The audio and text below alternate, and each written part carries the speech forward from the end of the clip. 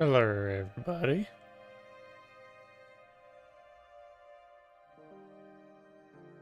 How we doing?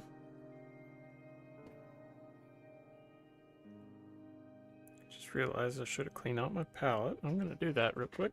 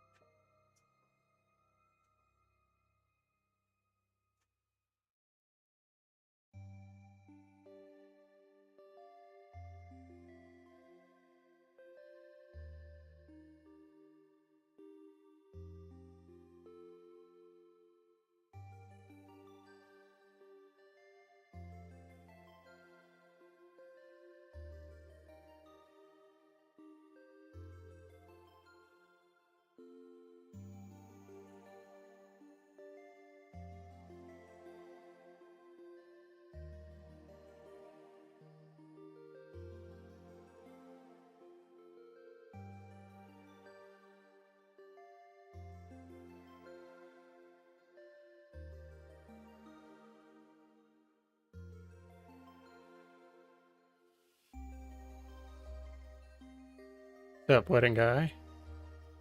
Recycling myself some orc tanks because Forge World's too expensive. I mean, if there was ever a reason, sounds pretty valid to me. Let some other people join before we get started here.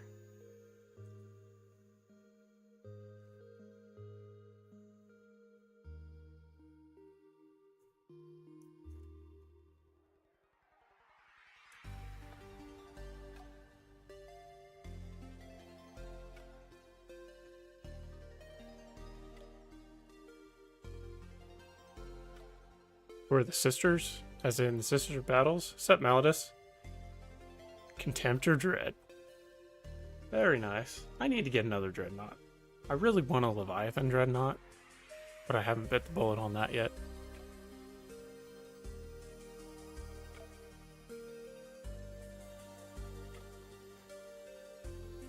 Who are the sisters? As in the Sisters of Battle, I'm assuming?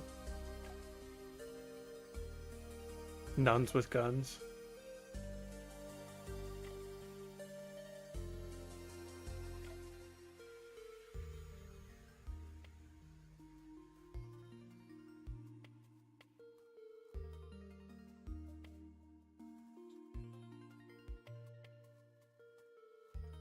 Got 2 drinks here. I'm trying to decide which one. Do I want just my soda, or do I need caffeine? I am mildly addicted to caffeine, so I'm leaning that direction.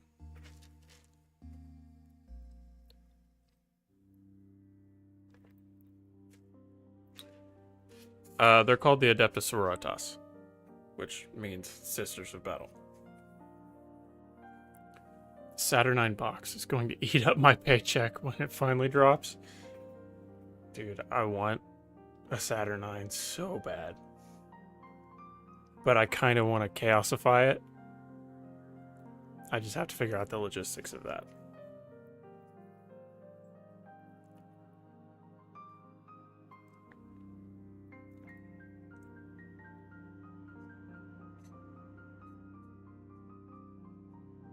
Well. Oops. We are live on Twitch too, by the way, just as a heads up. If anybody's curious. We have a chat pulled up for that. Even though Streamlabs doesn't like to pull up 2 chats at once. Their tank is OP. Or is their tank OP? Yeah, it's extremely OP. Not everybody can have a functioning organ strapped to their tank that also shoots missiles out of it. Want to know their lore? That is a deep discussion.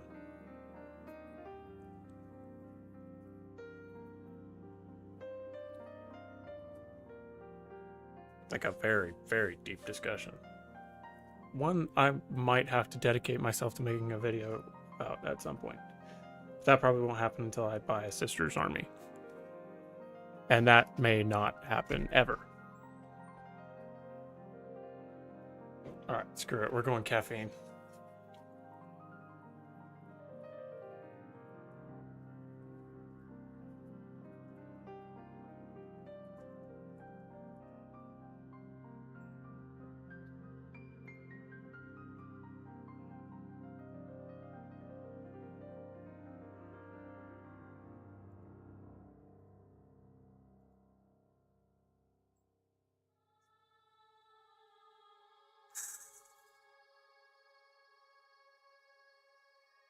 Mistakes were made. I'm making a mess. Hold on.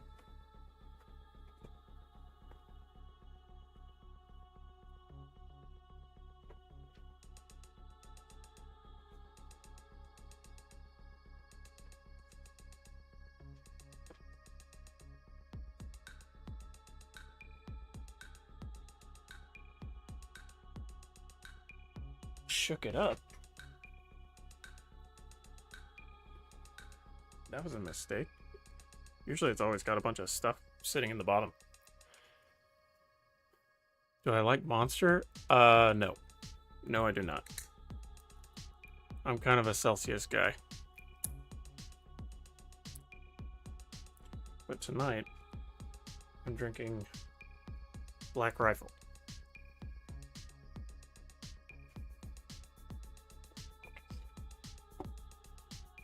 Alright. I don't need my chair to be all sticky. Okay. So, I want to show you guys. Show the patrons, because they get an exclusive look. But I finished basing my Infernus Marines that I was working on the other night. Went with some industrial kind of rubble, using sprue as like scrap.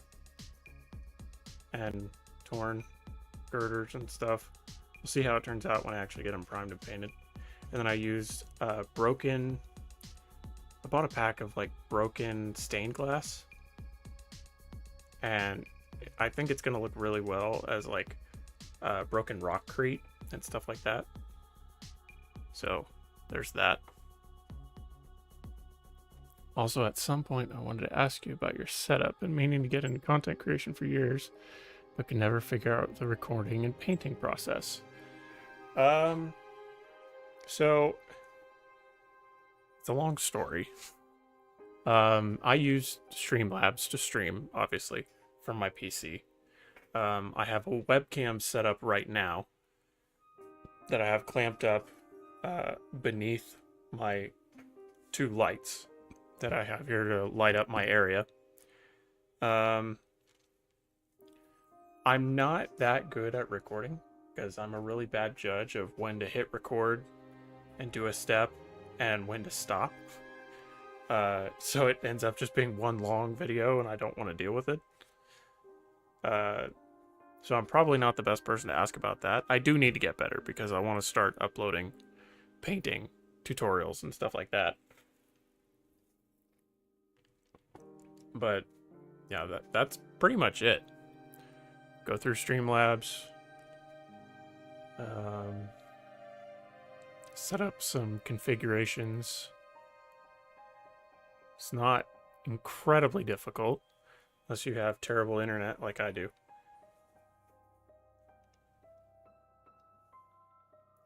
But yeah. I also took some round sprue that I had lying around and I drilled some holes in it to make it look like pipes. So we're going to see how that turns out too. Not entirely convinced that it's going to look good yet, but we'll see.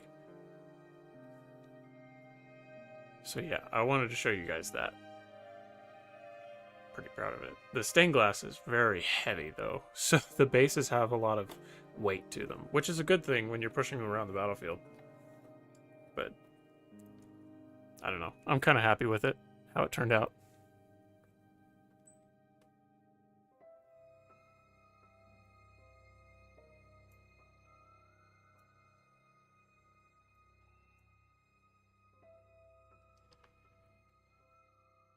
Gotta to make sure everything's focusing the way it's supposed to. If I bribe you with a Patreon sub, could I get a pic of the camera and light setup? Oh, it's very, very rudimentary, my friend. Very rudimentary. I suppose you're gonna cringe when you see it. But I could be bribed, perhaps. We do have some... Do we have a Discord channel for that? I'm not very good at the Patreon thing, so I'm trying to figure out how to use posts and stuff.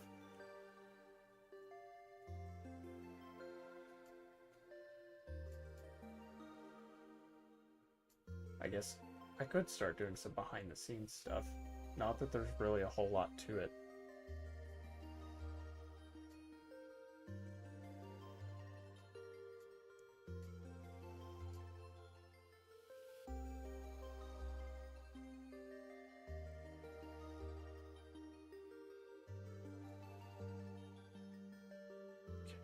Put these guys away so I can get them primed at some point.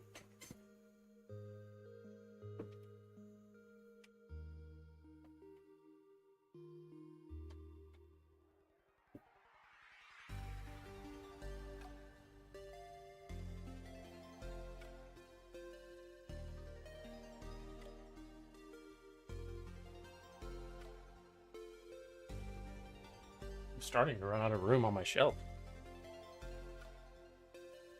For that army, anyway. It's a tiny shelf. I don't really have the option to have a whole lot of shelf space in my office.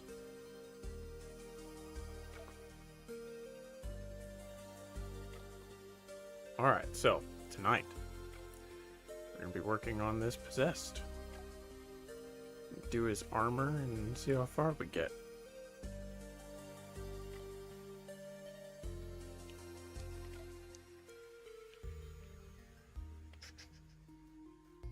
I haven't actually painted for like 2 weeks.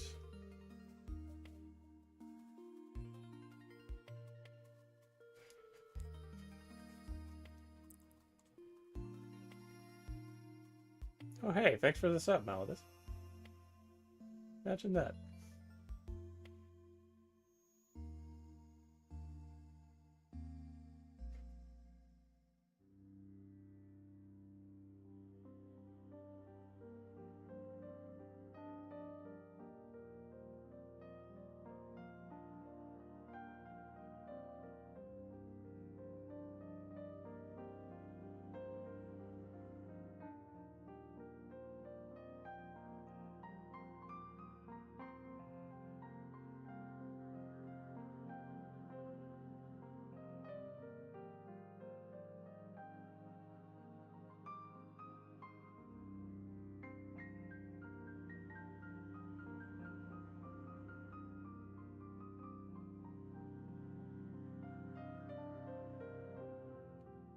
With that being the case, your name gets added to stream.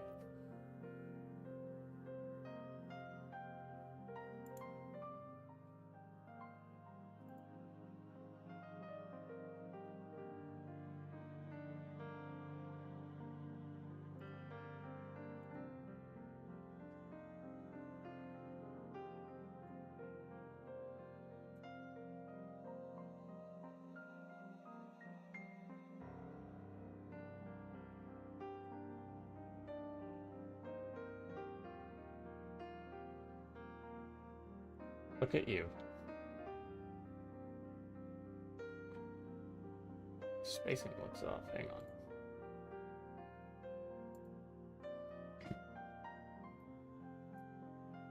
Oh, that's because it is. What's that? Cool. Alright. I will figure out how to make that a patron exclusive post. And I will get that up. Probably at the end of the stream.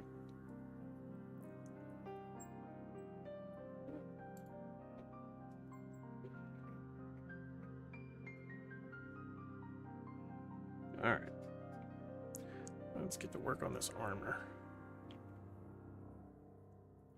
So we'll be starting with our first color, the only color that I really put on the torso and the legs.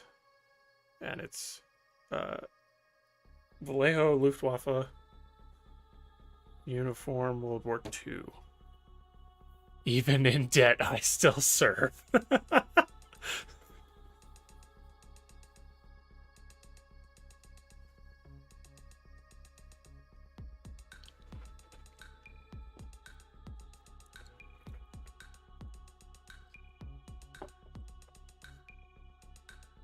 Yep, can't ask for much more than that.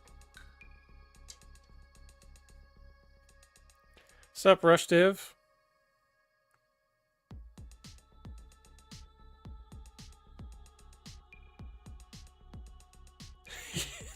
Needs to be on a t-shirt. New merch idea. We can have the GW logo in the background.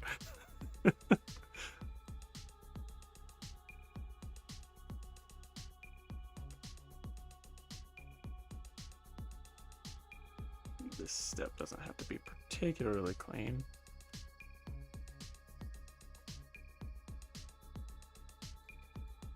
Actually, I need to clean my brush on a little bit.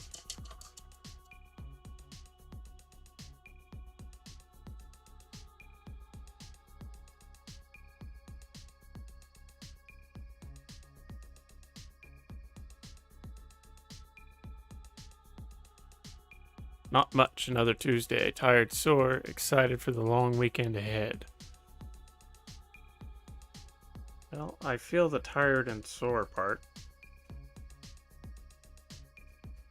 Can't say the same about the long weekend, though.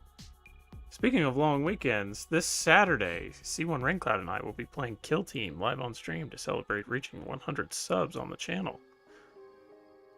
In case anyone forgot. Still haven't made a poster or video yet. That'll come at some point when I get a spare moment.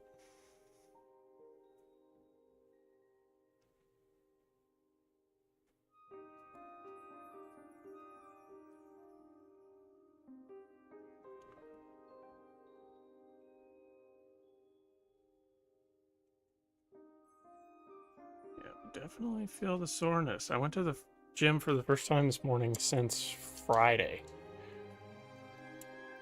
No, it was Thursday. And I'm definitely feeling it.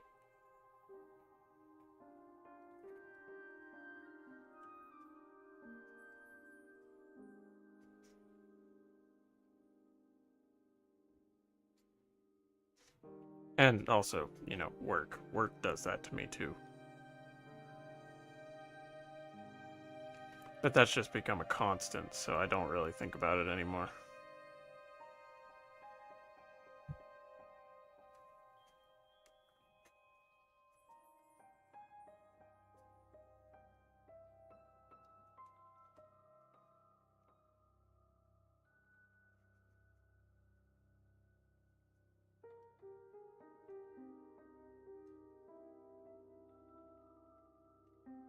Man, I am out of practice. I don't feel like I have the brush control that I did.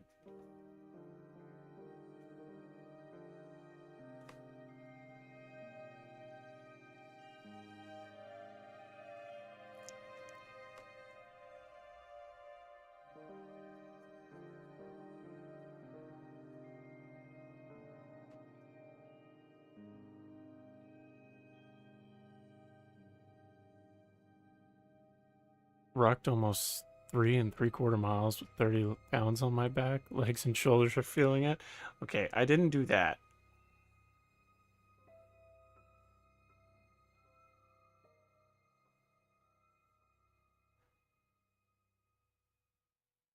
Yeah, my physical activity generally doesn't exceed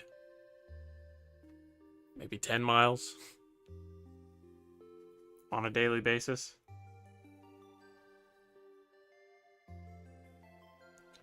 But that's just work.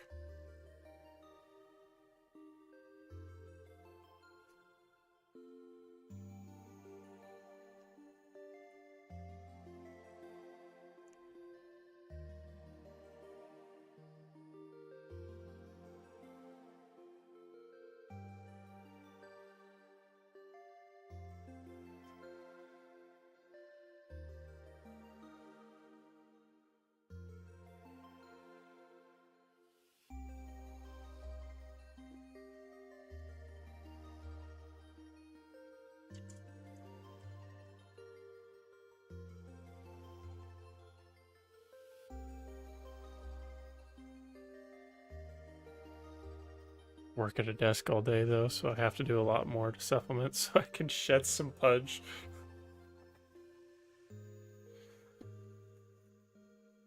You know, I always say that I wouldn't mind working behind a desk. Then I think about it. I really don't want to.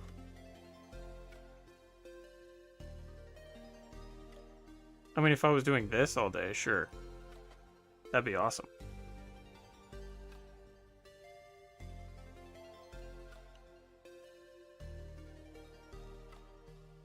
But I need some physical activity. But once I get it, I'm done. And then I'm ready. Just do it for fun. Find it a lot better than running. So lift weights. Dude, I can't talk enough about how great weights are. Just in general for a human being.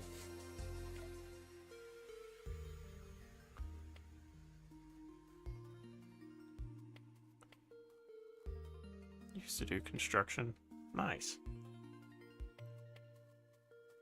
Yeah, I feel the metabolism thing.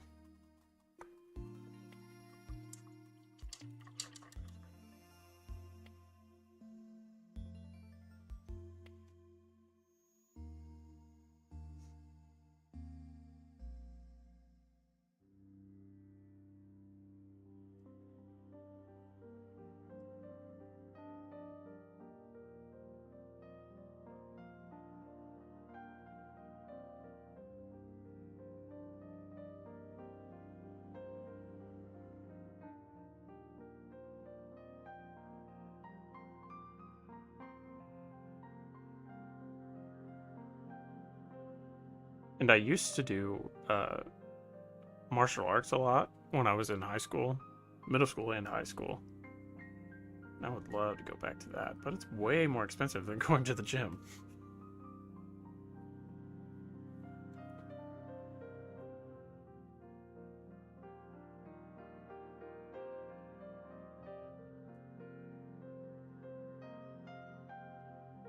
So I'm like, nah, I'm good.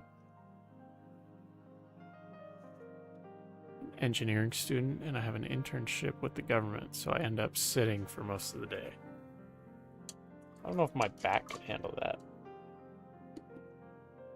I have a pretty bad back.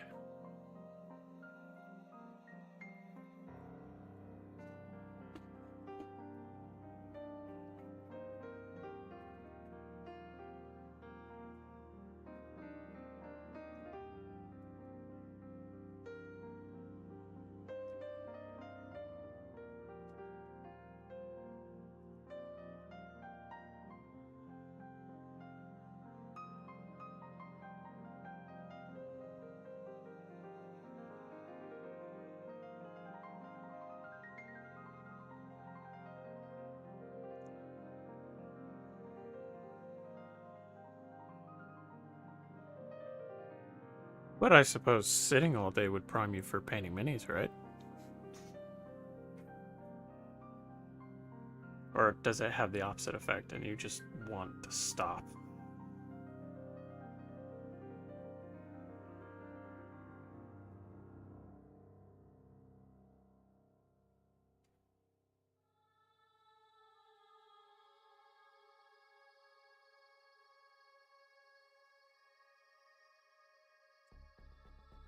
Started my master's in mech engineering.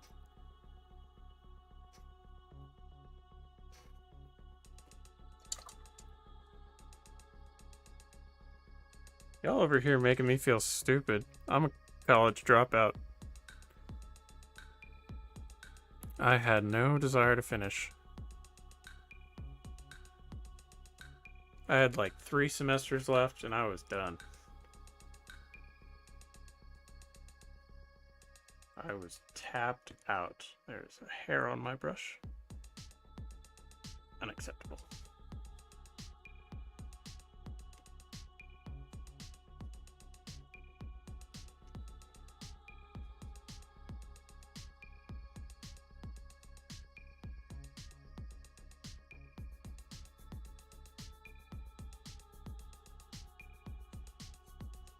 At least for me, I work from home, so I can paint while I'm in the endless meetings. I would love to do that. That's my only major complaint in doing what I do, is I can't do anything that I want to do at home. Like, at all.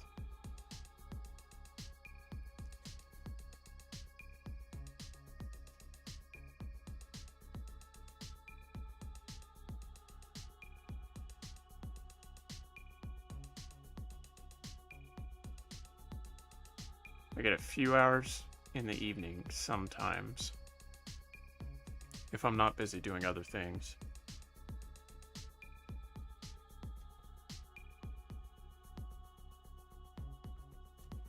And then the rest of the time I'm working. Tell a little bit about myself. Well, okay, if they read my bio, then that should say it all. Wish I could work from home, but I work for the Navy right now, so that really isn't an option. Drop out or not, still bust your butt. A lot of respect for manual labor, blue collar. Okay, here's the thing. I am blue collar adjacent. I'm not with any unions or anything. I do a lot of lawn care and landscaping. And when I say lawn care, people immediately turn to, oh, you just mow yards all day. Yes. That's only part of it. I'm also a licensed lawn applicator. So I do fertilizers and herbicides and pesticides and things of that nature.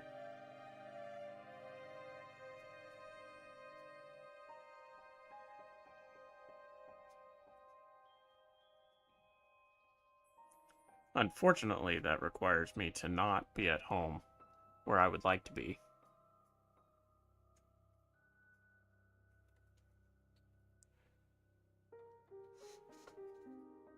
No one reads bios?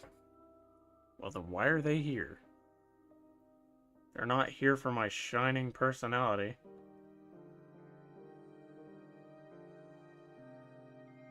I don't think, anyway.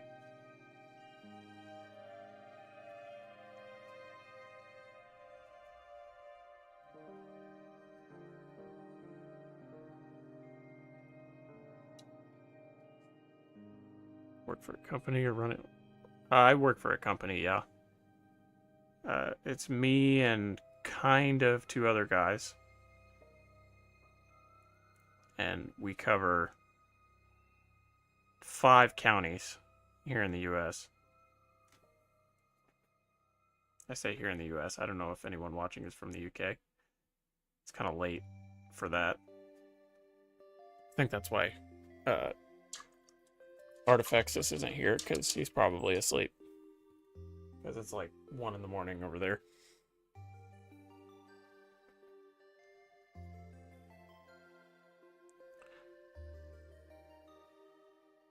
But yeah, I've been doing it for 6 years now.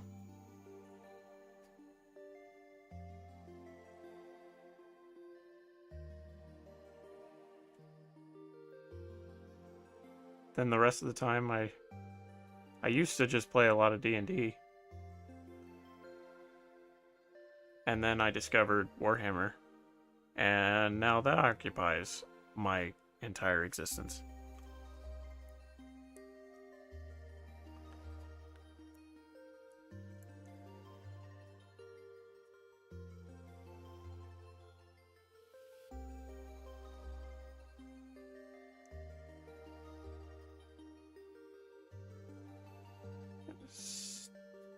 I was going to stipple that a little bit to make it blend.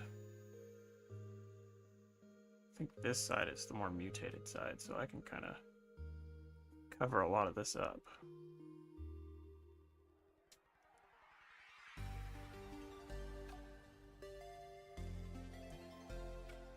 Gotta love those demon mutations.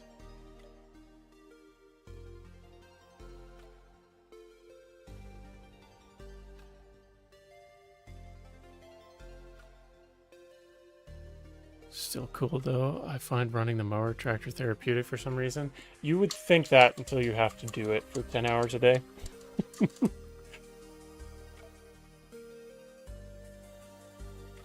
And then I'm also a part-time farmer in the fall. So I run a tractor,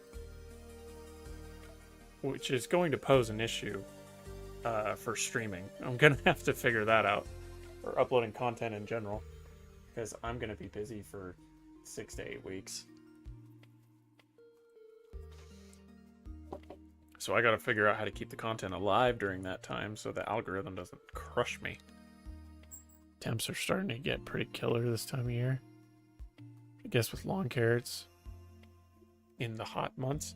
So that's what you would think, but our busy season starts in March and doesn't end until November.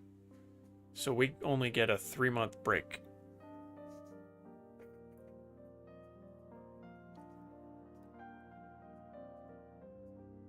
Warhammer addiction to your wife's dismay or benefit? My girlfriend likes that I'm crafty and creative. She has like 20 different hobbies and I have like 4. I'm definitely the hobby-filled one. I do a lot. I game. I play D&D. I am a musician. I do this. I'm kind of all over the place. It's hard to nail down just a few things. Legos. I love Legos. I grew up with Legos. I still do Legos.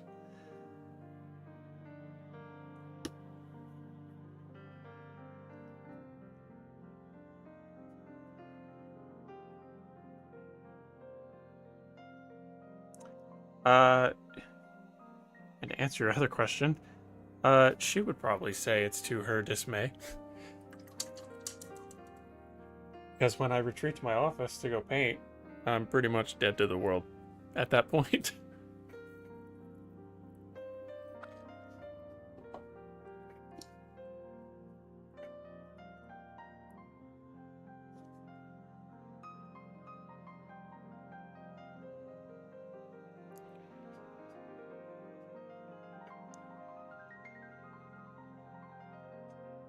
But I kind of grew up in a really crafty family. Well, I say that. My mom was super crafty. She always wanted me to do stuff like that. Now, whether or not it would be painting Space Marines and demons, she probably wouldn't be as proud. I don't know. I've never asked her.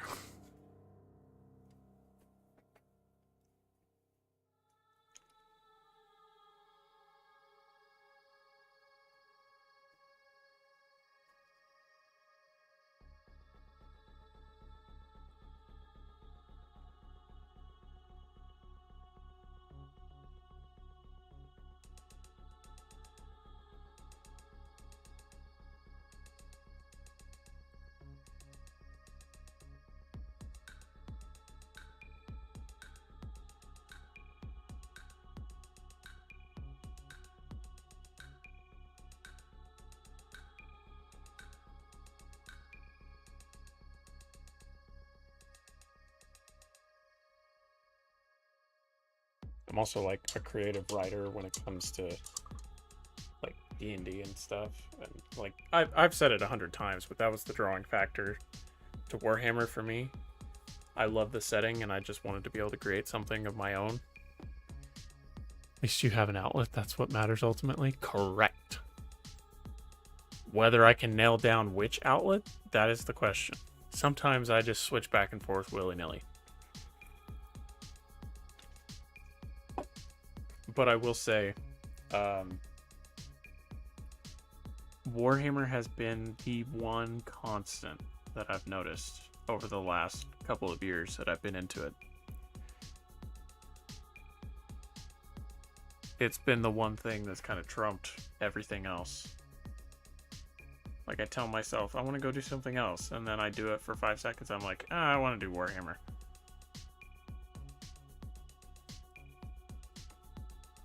whether that be writing or modeling or painting.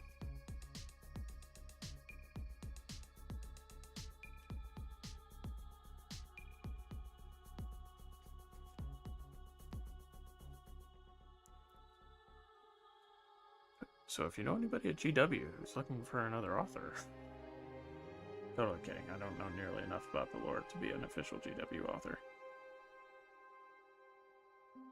I like to think that I do.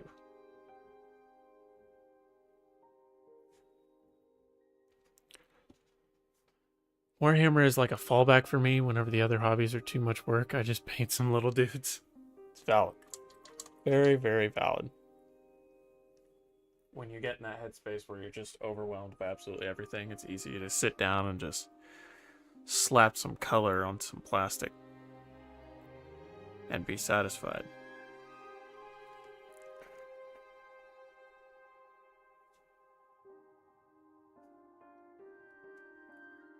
My hobbies are expensive. Gaming, Warhammer, and guns.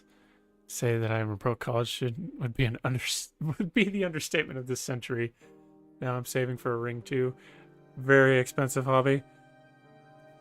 Very expensive. Very, very, very expensive.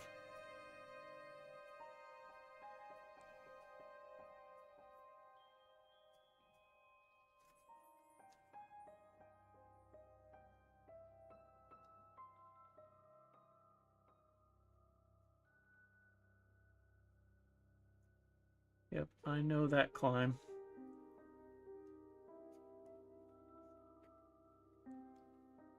Yeah, I don't have any cheap hobbies. I do have hobbies that need more attention than others, like for gaming, because like my PC desperately needs to be upgraded. Because I am running such outdated hardware. It's ridiculous. And a musician, I mean, music gear's not cheap. In the least.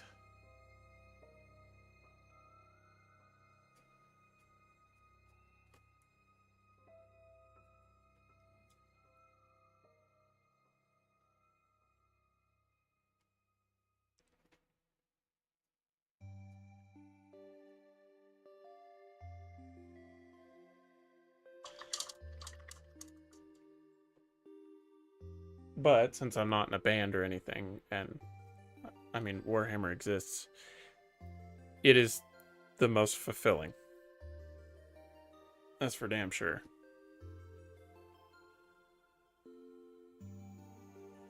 One, because it's satisfying for me because I can create something that I am proud of. And now that I'm doing this, streaming and whatever other random content creation comes with that, I can share it with other people.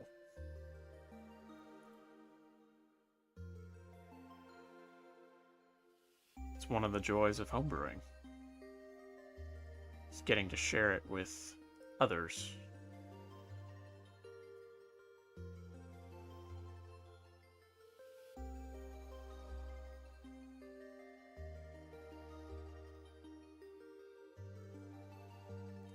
RPGs are technically cheap, besides the fact that it takes like 20 hours a week to play, run, prep, and design a game. That's true. I can go on for hours about the RPGs that I've played.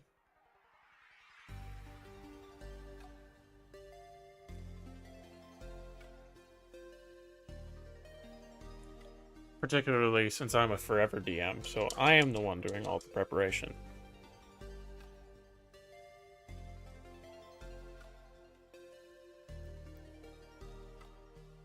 But it's also, our games always take place in a world that I've been building for 14 years now. So I like to, you know, kind of brag about the fact that I'm ready for pretty much anything and everything that any party can throw at me. Forever DMs unite. Yeah, that's how it be. I'm not complaining, though. because I almost would rather be a DM than a player, because I like having that control and I like being able to craft the story. Waiting for Thursday to continue work on Warhammer. I gotta go get some primer. I also wanted to order some magnets for my Rogaldorn. I need to do that too. I've never magnetized anything, and I think it would be a benefit for most of the things that I do.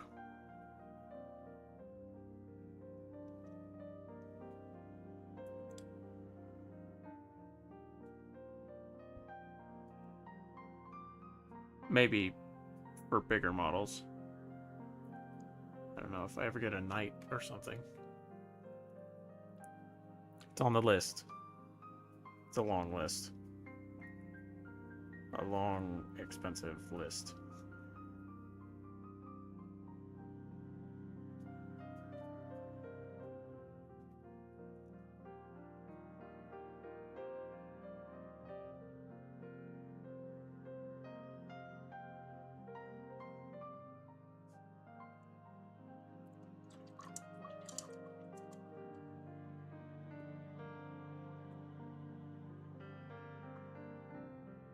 I got very choosy with my opinions on D20 Fantasy, so I've spent years designing a D&D-esque system that just combines all the stuff I like from different versions of D&D and Pathfinder. There you go. I'm not personally a huge fan of Roll20. Oh, you said D20. That's different. But Roll20, different tangent. I just don't like how restricted it is. I would much rather have minis moving around a battle map myself. So that's what I do when we play online. I just point a camera at the battle map and I take minis and move them around. Excited to see the game Kill Team though. Oh. We'll see how that goes. Because neither of us... I mean, I'm fairly familiar with tabletop 40k just because I absorb it so much. But as far as playing it, I am not prepared.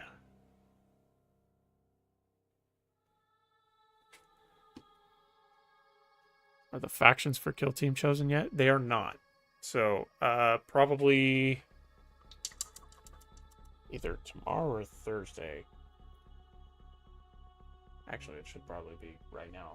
I'll put a post up on YouTube with some polls for Rain Clouds. Mine will be one of 2. His will be one of 4. Since I'm a humanity simp, I will be playing either Space Marines or Chaos Space Marines. And he will be choosing, or it will be chosen for him, whether he will be playing... what were they? Tyranids, Necrons, Space Marines, or Chaos. Or maybe Plague Marines. I could make a Plague Marines one for him too.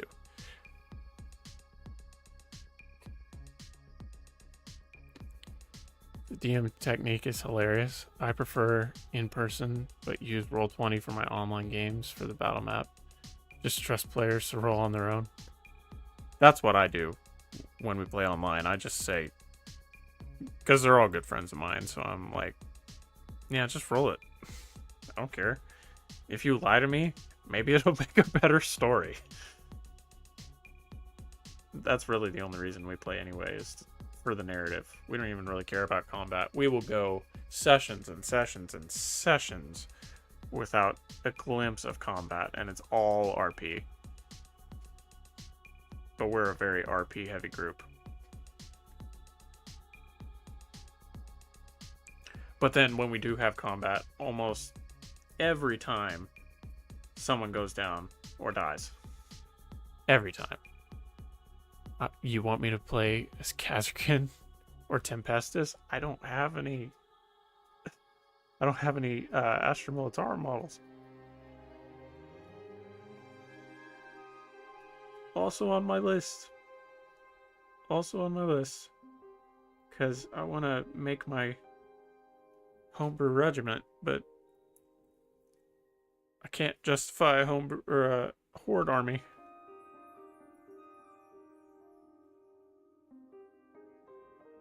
I say that I have like 1,200 points in Blood Angels right now, and they're taking up so much space.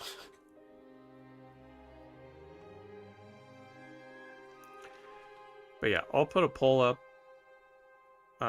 probably tomorrow at some point and have people vote on what he will be playing. Because Raincloud doesn't care. He has no commitment to any lore or any factions. He's just my prisoner.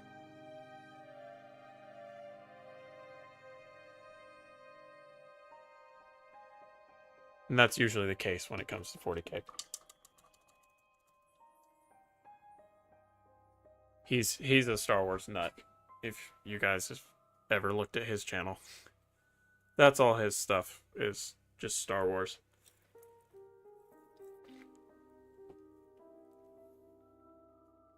He streams what's the game? It's a Star Wars game.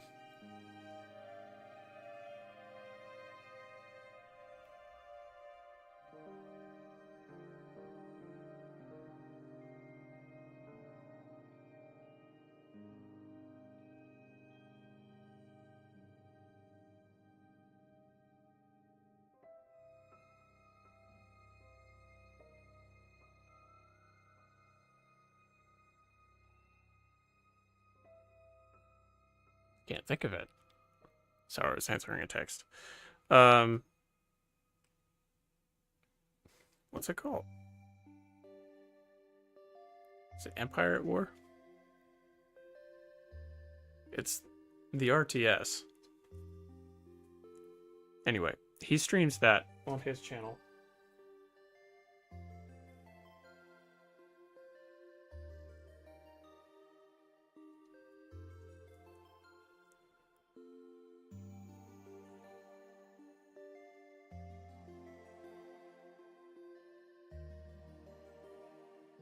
Yeah, Empire at War.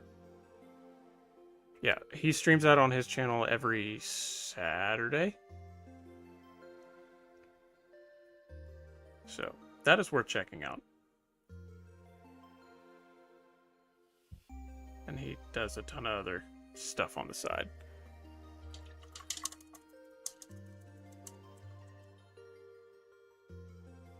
And it's usually all Star Wars related.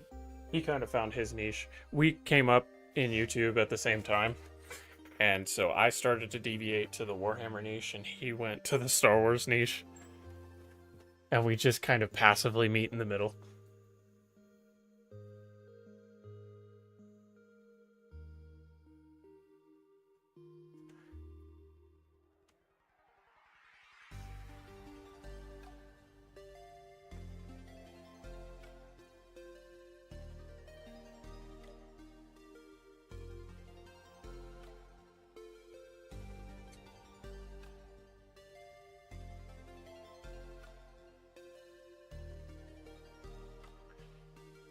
Does he do Star Wars Legion or just video games? He just does games on his channel.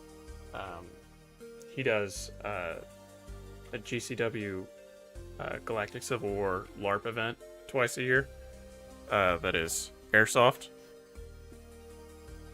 And he's kind of in charge of the story for all that and stuff. But yeah, he just does Legion. Or not Legion. Well, he does Legion, but he doesn't do any content for it. He's actually supposed to give me all of his models to commission, and I'm still waiting.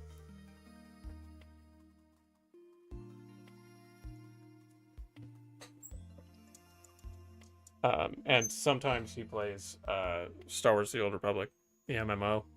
I think he's doing a bounty hunter playthrough right now. And that's usually a spur of the moment stream. So he doesn't do that all the time. I think I'm missing anywhere.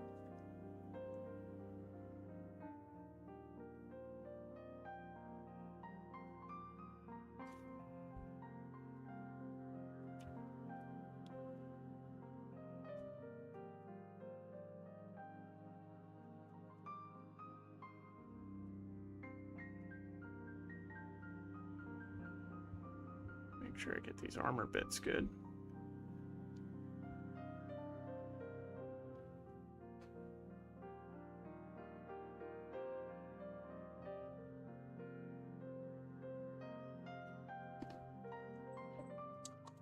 But yeah, I was thinking about doing something like that. I do random gaming streams sometimes, but they usually end up being Baldur's Gate. But I did get Battlefleet Gothic. And I'm not a huge RTS guy, but I kind of want to try it. Because I've never played it. Just to see what the gist is.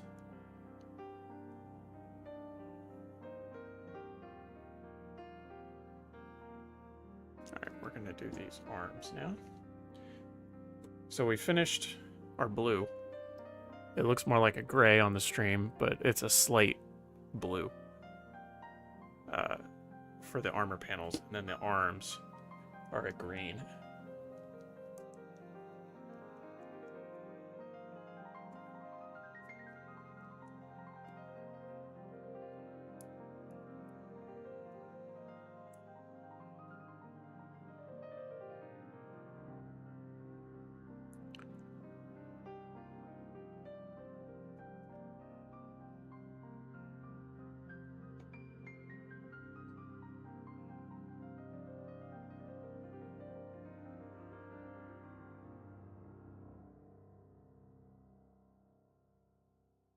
The nice thing about Chaos, and I know it's their downfall, is the trim.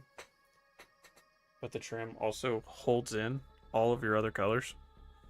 So whenever you're doing your panels, you kind of have a defined edge that you can utilize.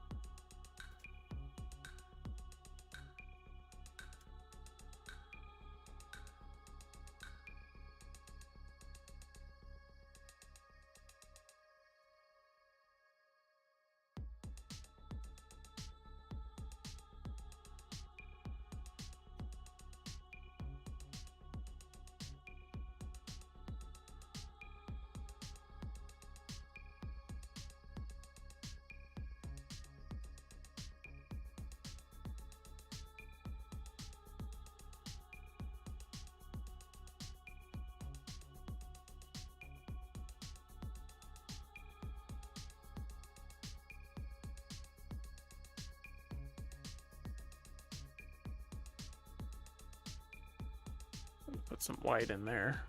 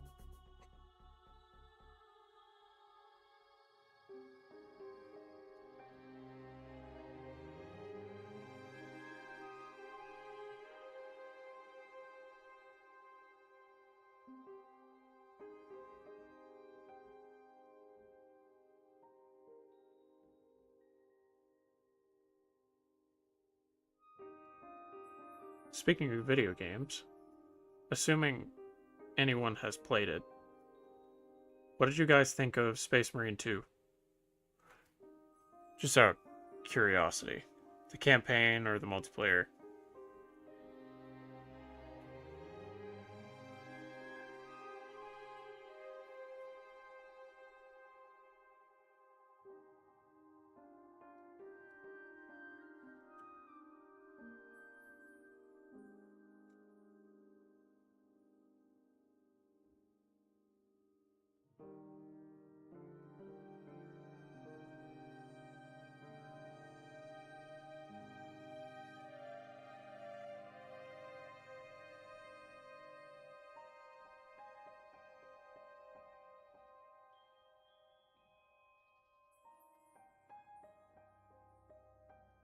Haven't played it all the way, but it's good. I want new Warhammer RTS so bad, though. Yeah, and I'm not a huge RTS fan. I prefer, RPGs. And while Rogue Trader is good, and I've gone off on this rant before, Rogue Trader was good, and I know this is Alacat's style, but the lack of voice dialogue in 2024, 2025 really took me out of it. The fact that I had to read everything, it was... I mean, I don't mind reading it if it's an older game. Like, a prime example for me is Morrowind. Morrowind is a great 10 out of 10 game. And most of the dialogue is text-based. But if we are in the year 2025, please just put a voiceover over your dialogue. Because I don't have that kind of attention span.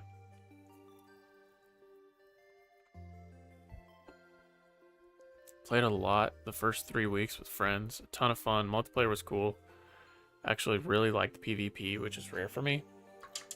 I haven't really played the PvP. I've played the PvE, and I finished the campaign. And I do have thoughts. Not all bad. Not all good, but not all bad.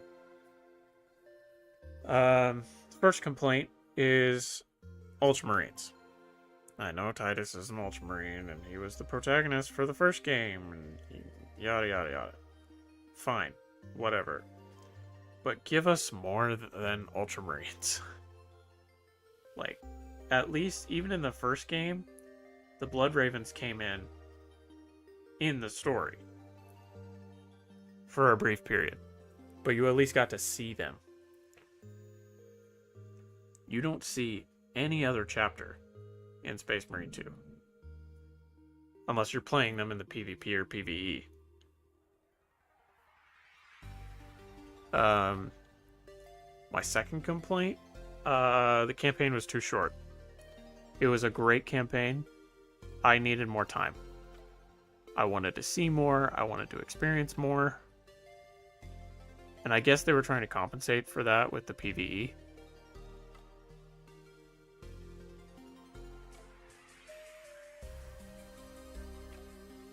Just the way they structured it and all that. And that's fine. My last complaint is, if you give us the option to play as all these other chapters, make them feel unique. Make them be, like if you're playing as Carcharodons, make them ruthless blood hunters. Or if you're playing as Iron Warriors, make them staunch, down and dirty boys. Or if you're playing World Eaters, just put a wall of bodies in front of them and let them go.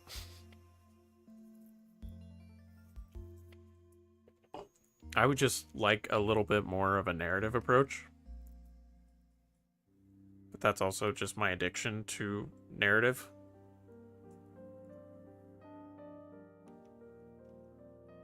Like, personally, I think it would have been awesome if in the middle of the campaign, you were just all of a sudden playing a Blood Angel. Doesn't even have to be a particular named Blood Angel. Just like an intermediary mission where you're like, oh, I want to drink blood. This is fine. Oh, also, Tyranids? I hate Tyranids. They destroyed my homeworld. Like, give me some of that. Sorry, am I getting too rambly? I just have some very defined opinions about the game. It was a good game, though. It felt good. You actually feel like a Space Marine. They did the same thing in Space Marine 1. I loved Space Marine 1, because you felt like an Astartes. I prefer that we had the ability to customize our dudes how we wanted, and implement our custom chapters and warbands by having bespoke rules for each in multiplayer would mean less customization. This is correct, and I do agree. It would have, there would be a lot more involved if we were allowed to do that. But I want it really, really bad. The lack of chaos customization is lame, though. Yeah. Even if we could play some chaos. Like, give us a mission or two as a Chaos Legionary. Unfortunately, it would have to be Thousand Suns in order to stick with the narrative.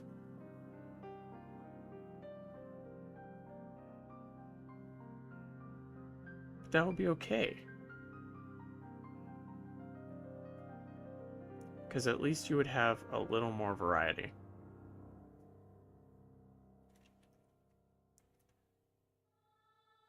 I don't know. I play a lot for story. That's really all I care about.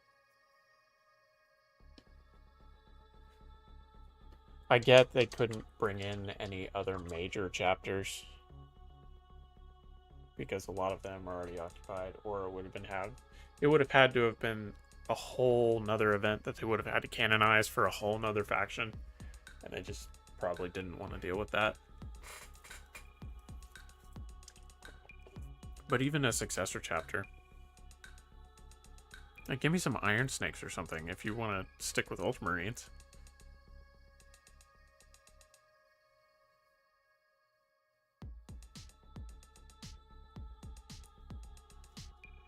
And I may just be a negative Nancy, complaining at every turn. But I just felt like there was a lot to be desired. Because I finished the campaign and I was like, oh, it's already over?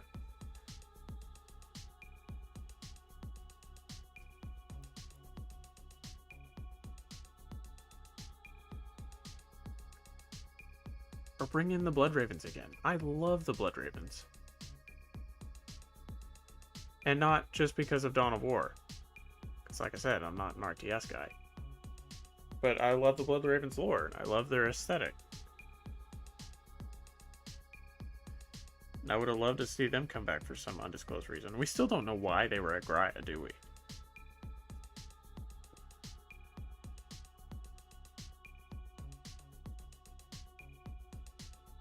Like, what obscene artifact were they looking for on Graia, of all places?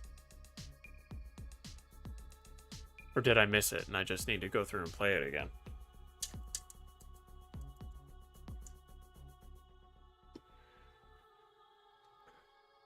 Overall, I really hate how the chapters are used in 40k narratives. They should be shells of their former selves, but in all the books, the Ultramarines fight like a full legion. I mean, yeah. The Ultramarines think they are still a full legion, though. Because at Gilliman's beck and call, they could just all show up at once. I mean, just like the Blood Angels did at Ball. They could all show up at once, but they could have, like, actual legion numbers. It's kind of insane.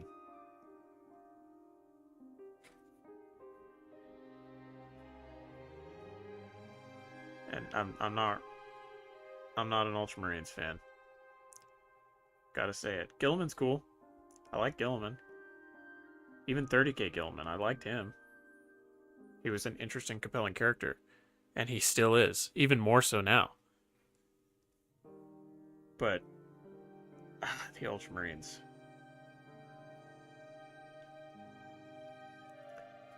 I don't like Cato Sicarius. I don't like Malum Cato. I don't really like Marnius Calgar. Marnius Calgar is just living plot armor, though. He's proof that GW just didn't want to actually kill him. But they wanted to make it look like they were.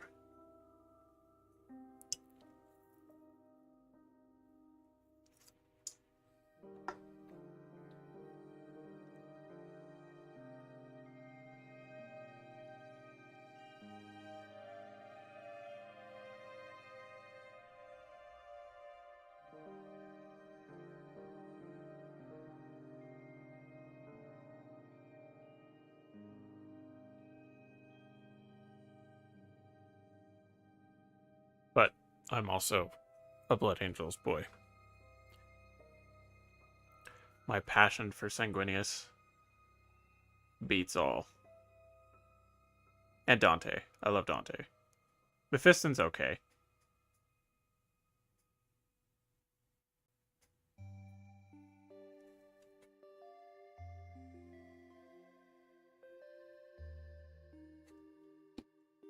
Are you big on Primarchs in 40k? After all these years, it still feels wrong. Well, I am okay with it, and here's why. I've only been in the space for about a year and a half. 2 years. About 2 years. So Gilliman and Angron and Mortarion, they were the only ones. And then a couple months into it, the Lion came in. Now, I do feel like they are coming in a little fast, which makes me nervous because that makes me think, oh, they are prepping for the end times and things are going to end. And I don't want it to end because I just got here. I just realized I need to do a little bit more on his helmet. There is a helmet hiding back here.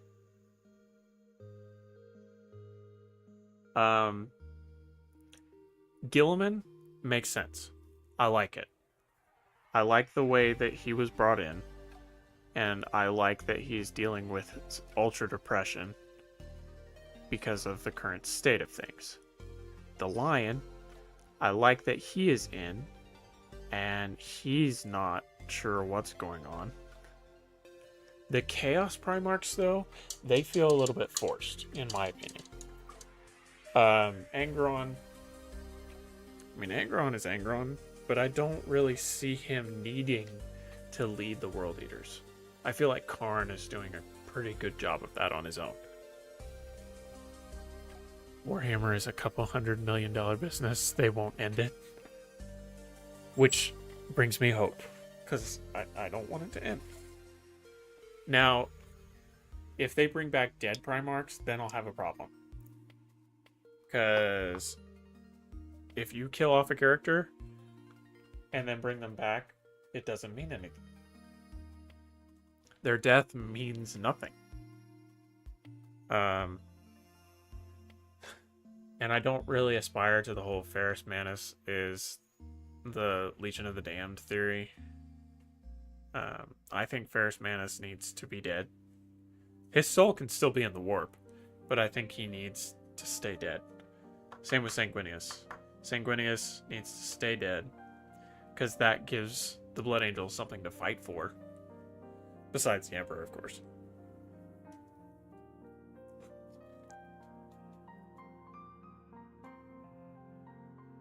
And I'm here for that.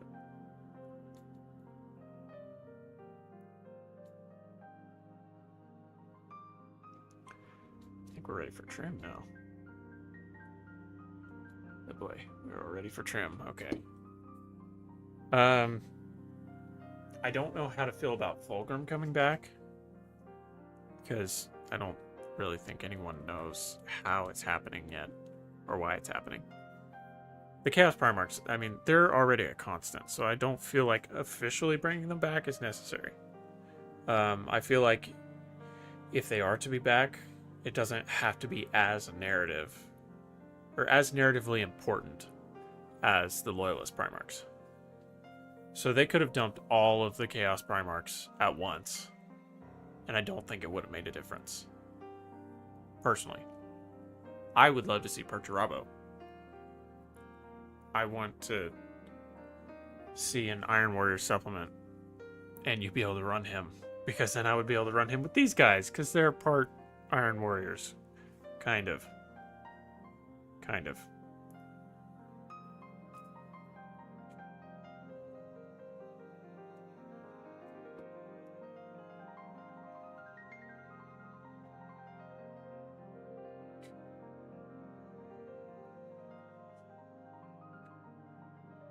I like Imperial Saints, demons like the Sanguinor. I feel like Ferrus Manus probably comes back as a machine spirit possessing some big tank. That would be cool. I would be here for that. Yeah, the Imperial Saints are sweet. You have the Sanguinor, you have Celestine. Celestine's sweet in her own right.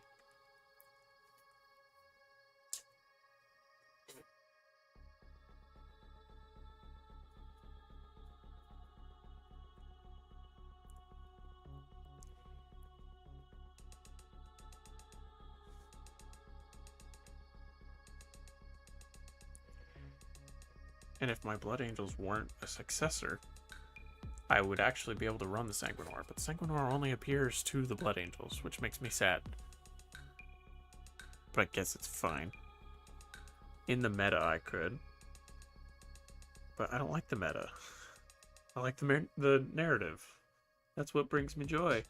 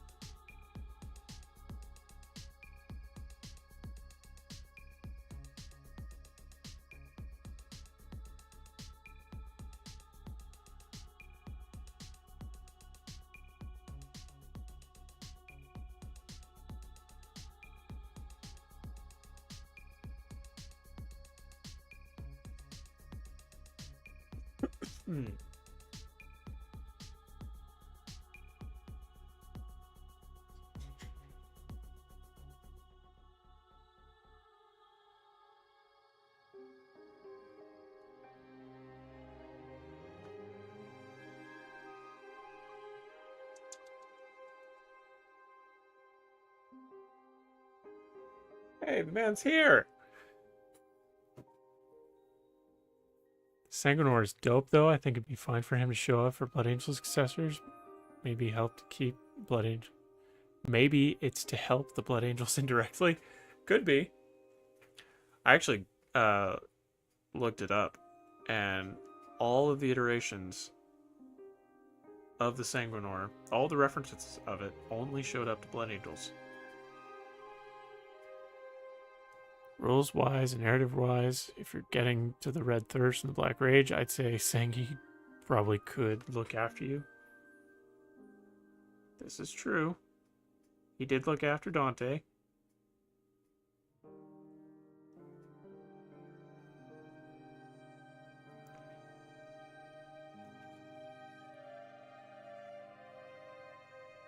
I'm glad you're awake and with us. It's weird. He only appears to small and relatively insignificant subset of his sons. It is odd. It's almost like, what is that? Custodes that have like prophecies about certain people and they protect them.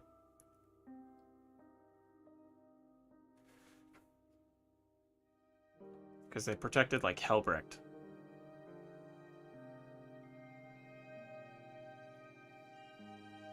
When he was a young child.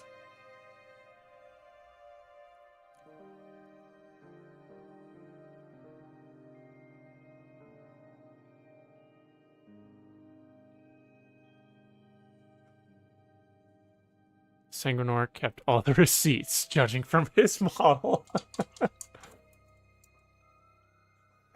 That's valid. The man frequently shopped at CVS, and he did not throw away anything.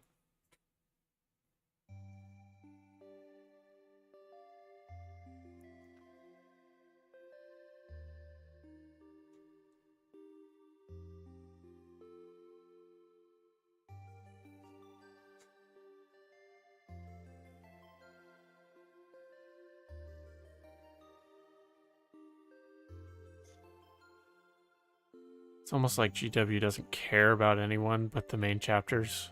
Also, I don't know about those Custodes. Not Eyes of the Emperor. No, the Eyes of the Emperor are the Custodes that retire. And then they become spies.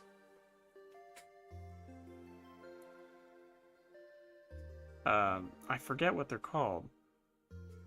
But they're a sub-faction of Custodes. That they have like prophecies where they protect certain important individuals before they become important. And I know Helbricht was one of those people. What I want is a Ratling to become a Space Marine. That would be quite the kitbash endeavor. And maybe slightly heretical. Is that heretical?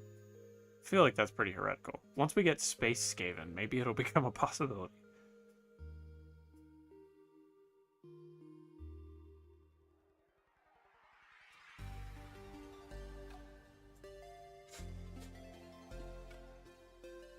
I'm not entirely sure.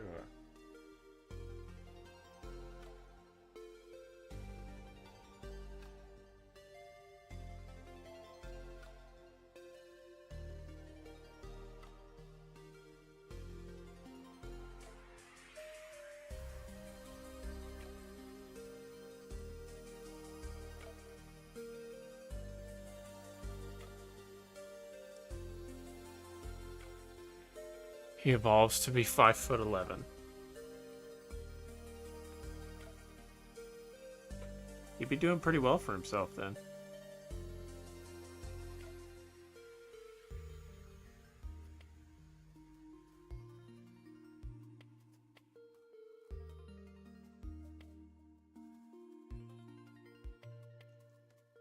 A gambling, sniper-toting, food-cooking miniature, giant rattling space marine.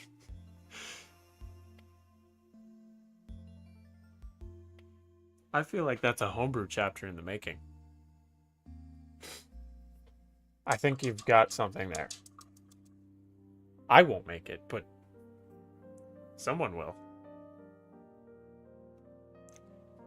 Now that you've put it into the universe.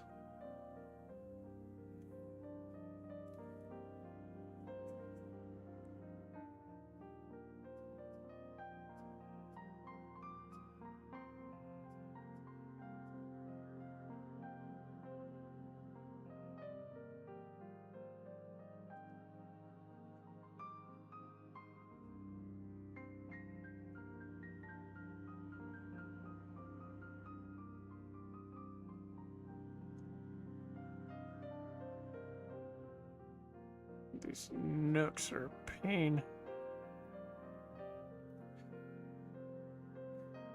See, I don't mind trim. It's just getting trim in all the tight spaces.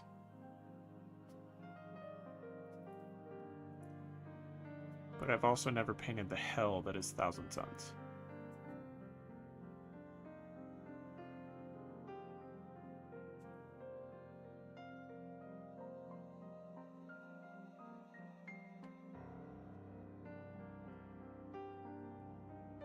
I don't know if that's something I ever want to do.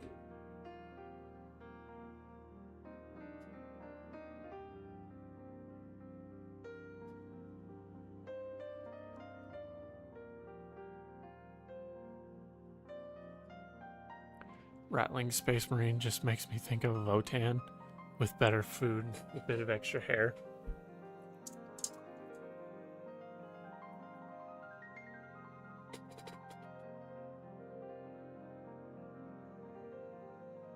There's got to be some crossbreeding somewhere in there, right? Because Votan are technically human. Are there any compatible genes in there?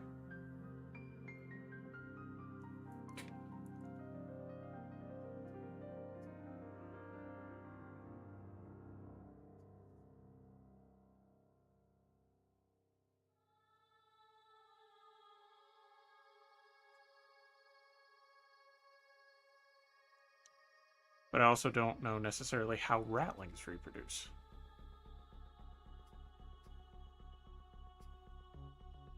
Are they like rabbits and they just pump out dozens of kids at a time?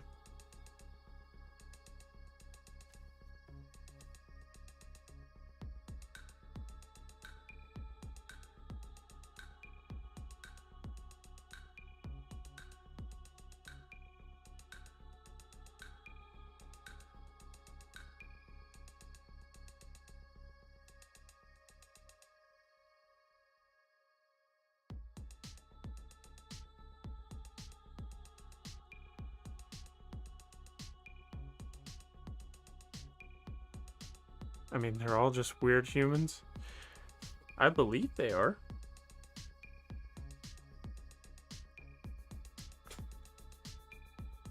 Is there any inter-abhuman relations? Do we have any record of like an Ogren being in love with, oh, I don't know, a felonid? Oh, that'd be weird.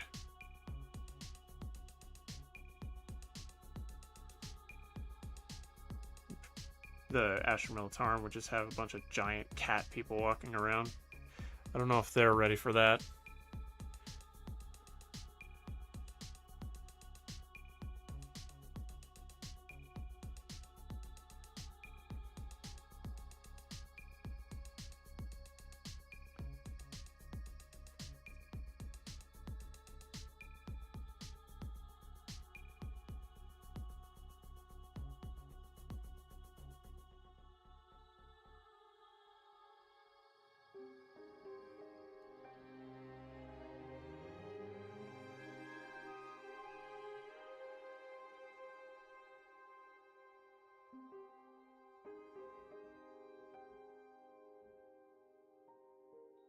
Oh, right. And if anyone here hasn't heard, I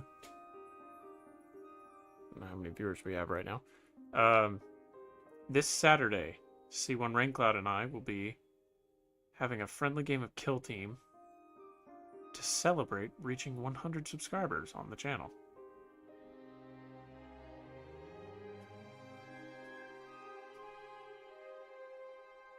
There will be a post likely tomorrow that you can expect from the channel with a poll of the factions that C1 Raincloud will be playing. Is this fella an Iron Warrior? This fella is... he is partially Iron Warrior. So he is part of my homebrew war band called the Fervent Storm. They believed themselves to be fully salamanders in their lineage. And they were an Ordo Militant of a certain Inquisitor who commissioned their creation. And they got curious. Their chapter master got curious and went to go find out a little bit more about their lineage. And he uncovered that they were actually part of the Iron Warriors as well. So they were a chimeric gene seed chapter. And this Inquisitor had already predestined them for chaos because she was dabbling in it herself to create her own conglomerate of systems and planets under her rule with the assistance of chaos. Very heretical. But she didn't get a chance to because the chapter ended up killing her and succumbing to chaos themselves. So they ended up becoming excommunicae traitoris and now stalk the galaxy, trying to eradicate the Inquisition that they perceive betrayed them. Also, the Ordo Hereticus sicked the Red Hunters on them before they disappeared into the warp. So anytime I get an opportunity to put a dead Space Marine, it's usually a Red Hunter. Or it is at this point. I can actually show you. One of my other possessed, the one that is standing atop a dead Space Marine. He is standing atop a Red Hunter. And I'm quite proud of him. Thank you, by the way. It's quite the milestone for me to reach 100. And we are well on our way to 200 already at this point. Yeah, that's that boy. very did. Yeah, quite proud, quite proud.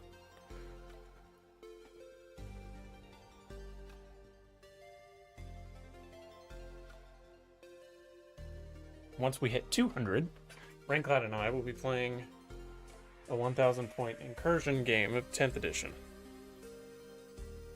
Because neither of us really know what we're doing there either. So that's going to be a learning experience. And one of the only reasons it's only 1,000 points is because that's all I really have for both Chaos and Loyalist.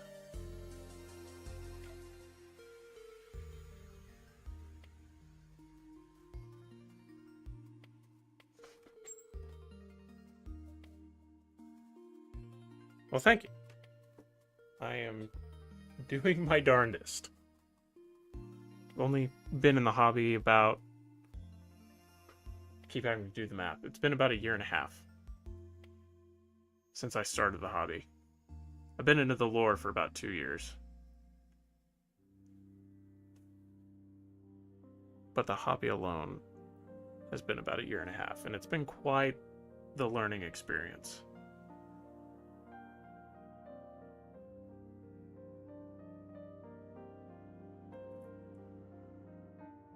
But part of the learning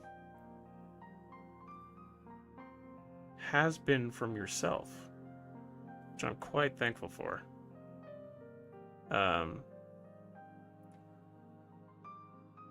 Like the way you did your flesh on your Helldrake, I was curious how that would look, so I attempted doing that. A rendition of your method on these guys. And I'm quite proud with how it turned out. Because I'd never painted demonic flesh before.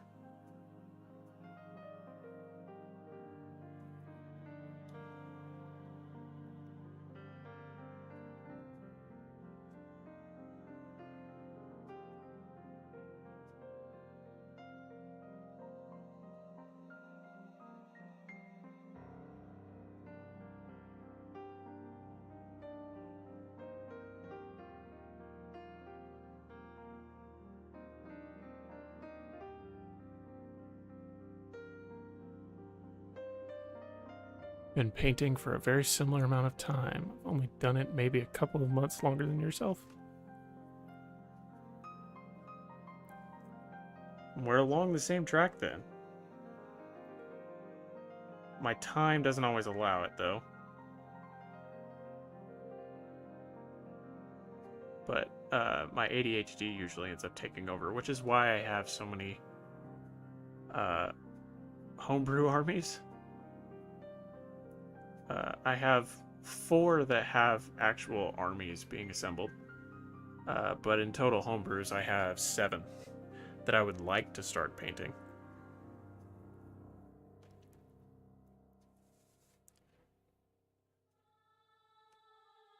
Yeah, it looked great. I was like, I'll try that. So I tried it. And here we are. Not necessarily on this guy. This guy's a little rough.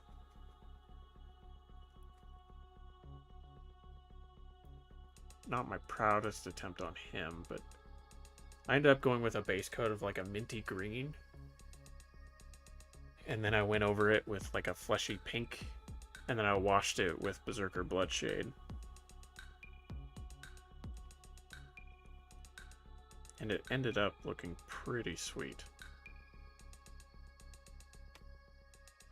All those armies, Space Marines, are you planning on branching out? So 2 of them are Loyalists, and then 2 of them are Chaos, of the ones I have built. In total, of the ones that I have written, 3 of them are Loyalist. No, 4 of them are Loyalist, and 3 of them are Chaos. But at some point, I'm going to break down, and I'm going to do Astra Militarum, and if I were to go Xenos, I would have a hard time choosing between Tau and Orcs. Because those are really the only 2 Xenos that I actually kind of enjoy. Necrons are okay.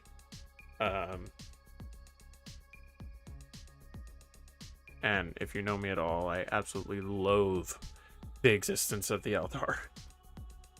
I have no desire to ever paint any Eldar ever. Or really do anything lore-based with any Eldar. I just don't like them.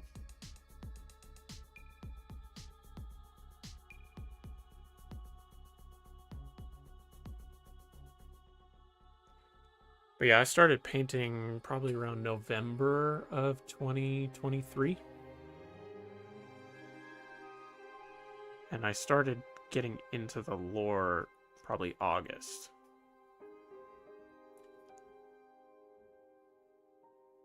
And it's been a daily obsession ever since.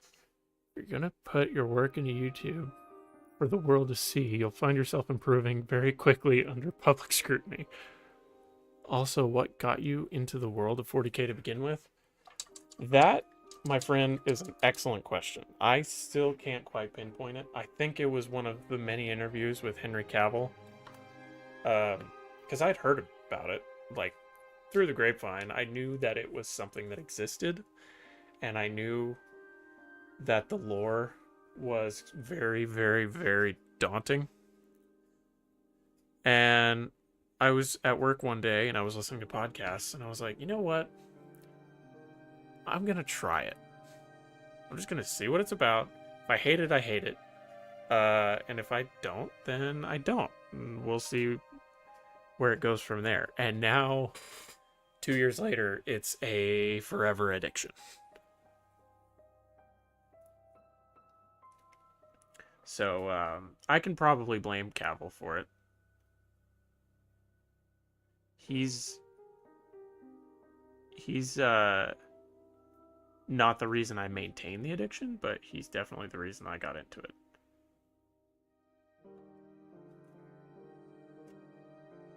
I consume which podcast? I personally love Adeptus Ridiculous. I started with Adeptus Ridiculous.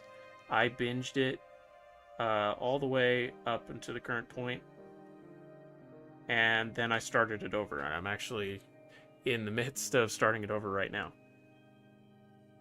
I also listened to... Oh, I'd have to pull it up.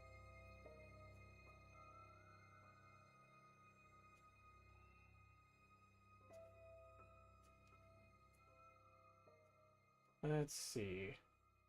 Depths Ridiculous is a big one. I just started listening to Laying Down the Lore. I enjoy those guys. I listen to Warhammer on occasion. Isander and Coda is really interesting. The 40k Lorecast is popping off. Like, they just joined Robots Radio, who does other game lorecasts like Elder Scrolls and Fallout and things like that. Super interesting network. I actually listened to the Warhammer Lorecast before they joined on with Robots Radio. I haven't really been listening to them as much lately. And I think that's the majority of it. A lot of the other content I consume comes from YouTube. A lot of painting channels, a lot of homebrew channels. Don't you have to be on their Patreon to get full access or something like that? For which one? Adeptus Ridiculous, I think you have to be a patron to get in their Discord.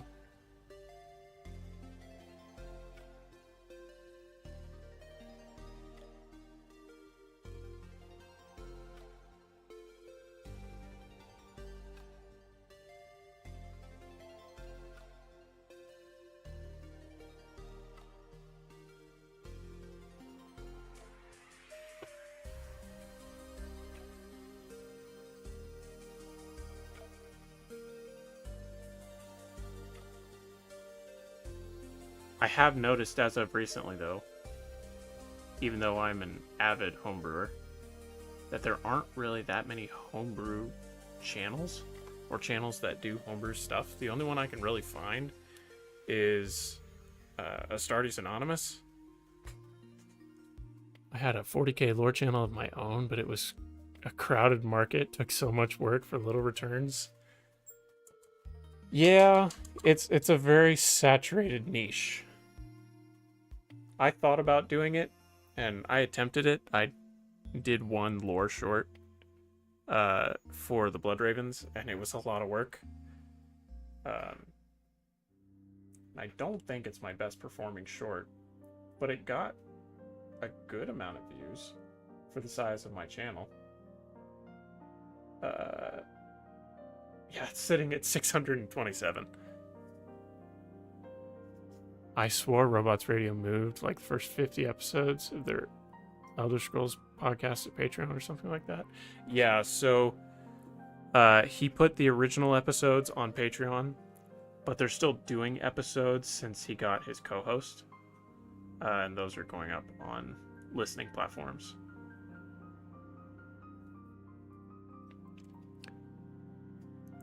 Astartes Anonymous just reviews homebrews and stuff like that.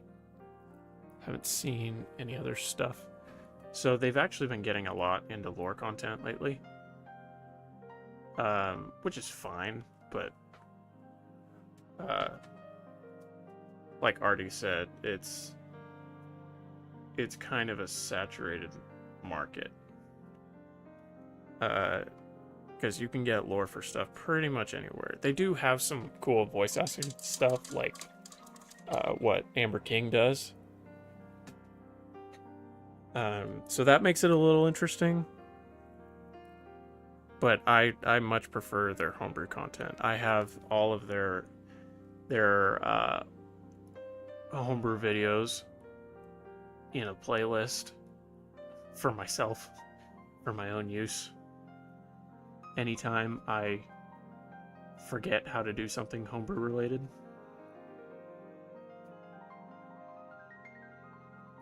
But I really want to start making this channel, besides painting, I'd like to focus on some homebrew content. And not just talking about my homebrew, but like helping people with ways to make homebrews of their own. Like answering one specific question. Like I have an idea for a video right now that's relative to current Warhammer events. Like current releases. And it has to do with being able to use certain things in your homebrew army or homebrew lore and make it make sense. Like that kind of stuff. Because I've noticed there's not a huge demand for that. There's a handful of people who talk about their own homebrew, but nobody who really helps people build homebrews. So I was kind of thinking that that's something that I could do. But I also love the hobby side, which is part of the reason I'm doing this stream right now.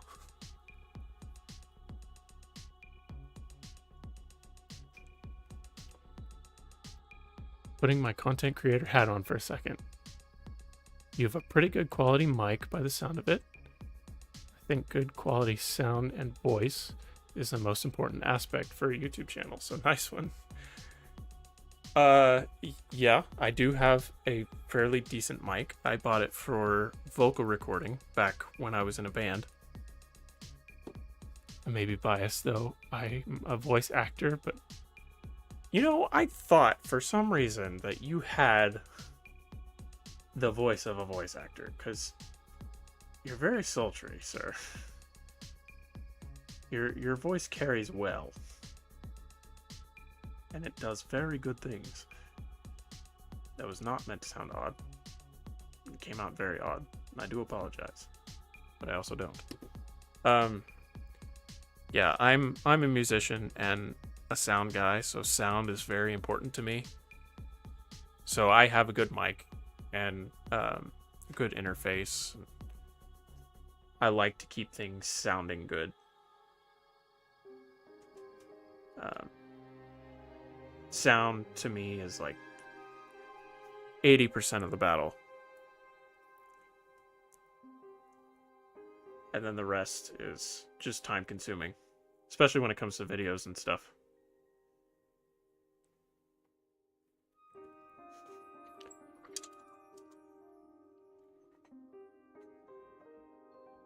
I've got a Rode podcaster mic. I would do content creation, but I'm too nervous and I really don't want to reveal my private life. That is one downside, is the whole world gets to see everything. Granted, I don't have a whole lot to hide.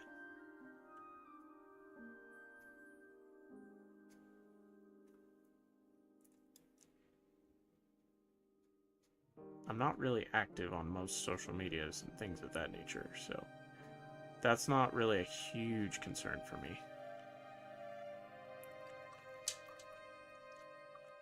It does very good things. It's going in the yearbook. Yes, great minds think alike about sounds. Or what editing software do you use? For audio, I'm poor and cheap, so I use Audacity to its fullest extent. For video, I use DaVinci Resolve.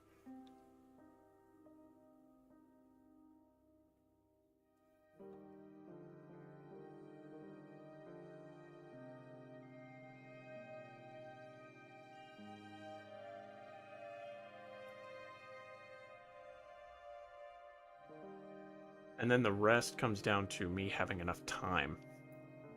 Because like I was talking about earlier, my job takes up most of my daily life.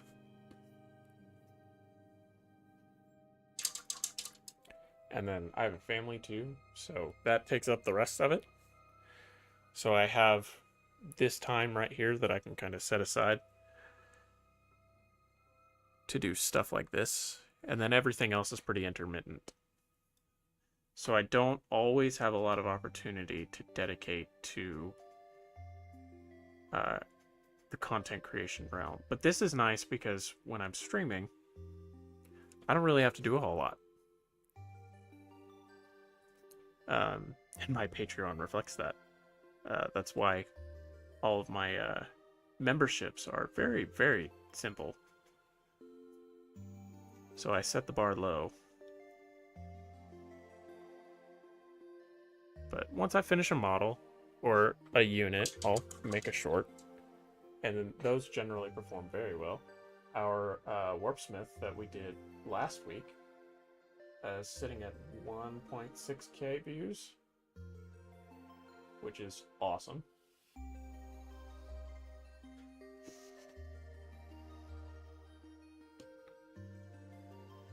I also wish I could edit. That stuff is so foreign to me. Well, I have an editing background. I went to school for broadcasting and media, so I did a lot of that.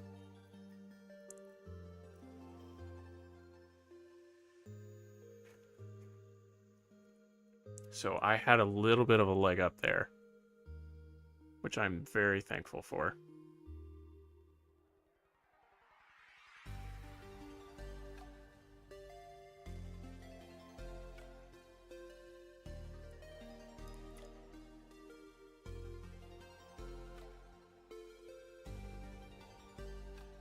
But then also my Hell's Reach reaction video that I did with Raincloud is doing very well at the moment. Again, for a channel of my size. I feel like shorts get so many views. I imagine the payout is much worse though. Shorts are much more demanding when it comes to making anything off of them. But they do get a lot more attention. Because short form content is the popular thing right now.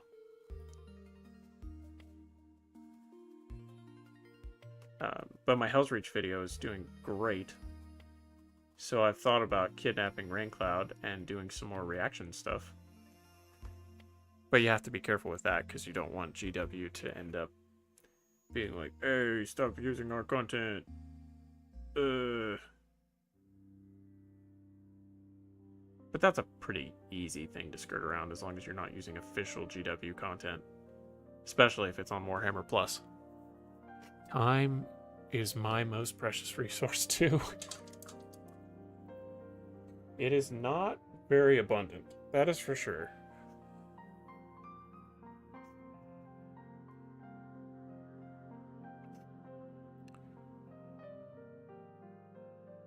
No, in the wintertime, that's my downtime.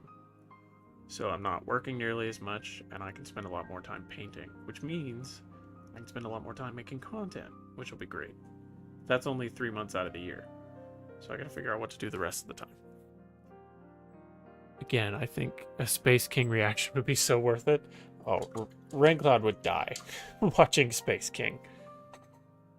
So probably. I've thought about, I mean, GW trailers alone. If you're reacting to those, there's so much content. And there's several fan films you can pick from. And I was thinking, I haven't researched to see if it's something I can do, but text-to-speech, I think he would love that. But I don't know if that... I haven't seen anyone react to that before, so I don't know if that's something that can be reacted to, or reacted to well. Plus, it kind of takes a little more prior knowledge of the setting.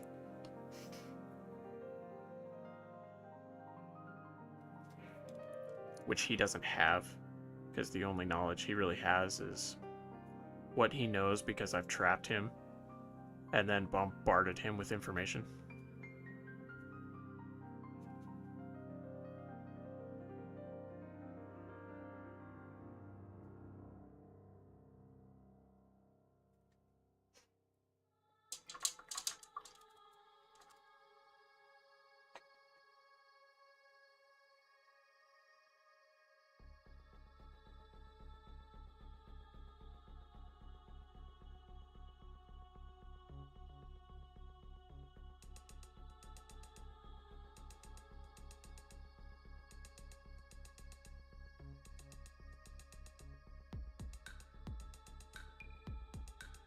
But in cases like that, I use his Star Wars knowledge against him. And I already know a lot about Star Wars, so he really doesn't have anything to throw at me.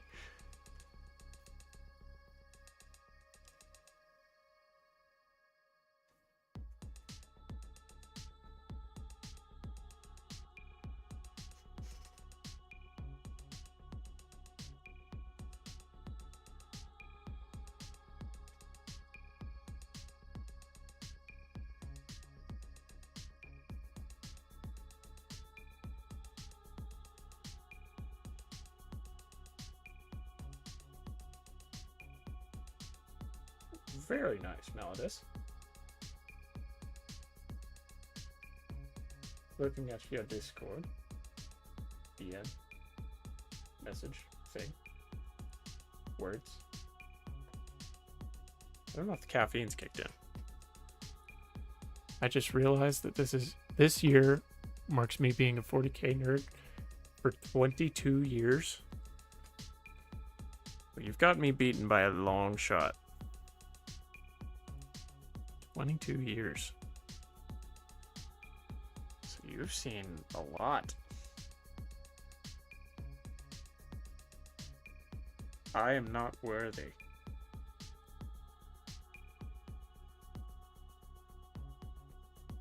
So I've got to ask then, and I could ask this in your streams, Artie, but what made you get into the hobby as opposed to the lore? Been a 40k nerd as long as I've been alive. Sorry for that fact. He's so small compared to the Redemptor. He does look excessively tiny. Like, he looks the same size as a Centurion.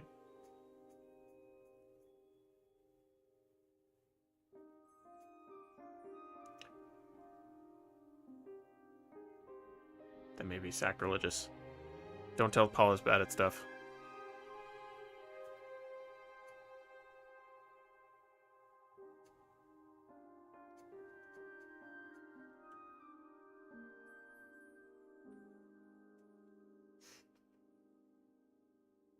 I just realized that I've been in 40k for like 2/3 of my life, and in the hobby for a third. All right, guys.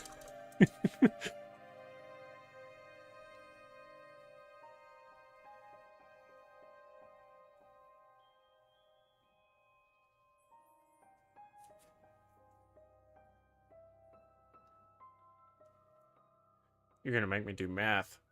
Let's see.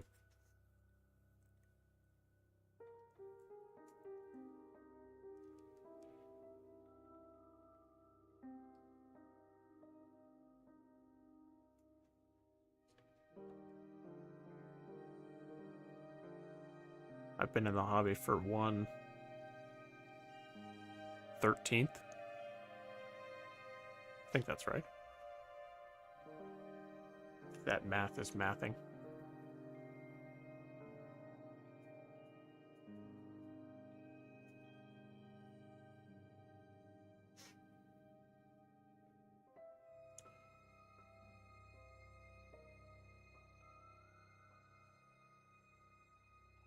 Really need to move on from these legs. Almost done. My ADHD keeps taking over.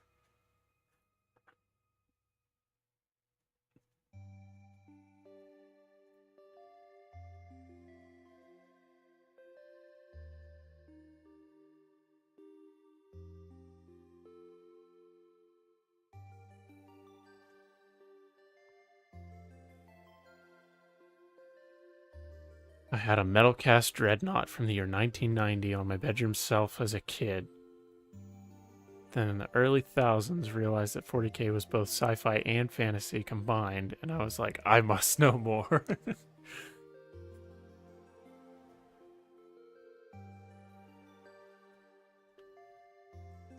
The evolution must be crazy.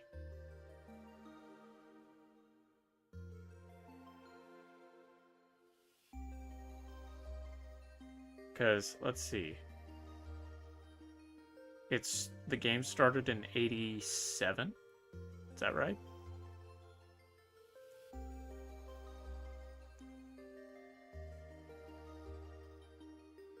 I believe that's correct. I used to have a podcast, and I did a timeline breakdown.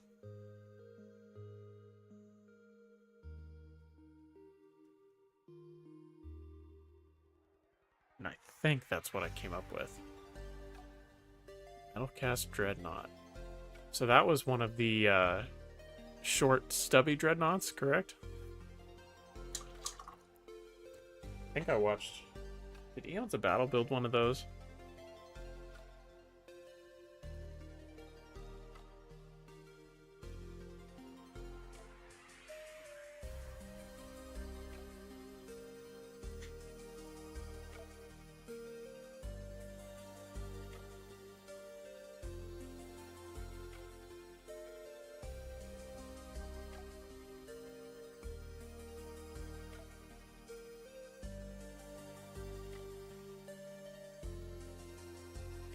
I played Dawn of War, and then went to a junior Yu-Gi-Oh tournament, and the guys in the room over were playing, and I recognized the models.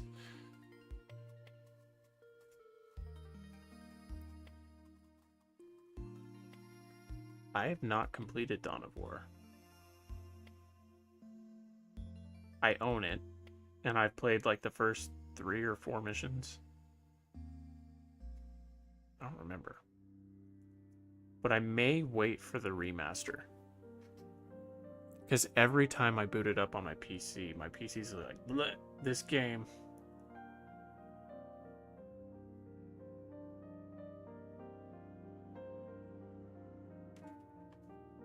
And I'm always skeptical about playing older games on my PC. Because I corrupted my Windows while trying to play Daggerfall. on the Unity engine, and it could have to do with the Unity engine, but my whole PC basically imploded, and it was a very unpleasant experience. Then a few years after getting into it, the first Dawn of War came out, and that's where my love of the Ultramarines came from, as they're my favorite color, and yeah, it's tiny compared to today's Dreads. Ah. Ultramarines, you say?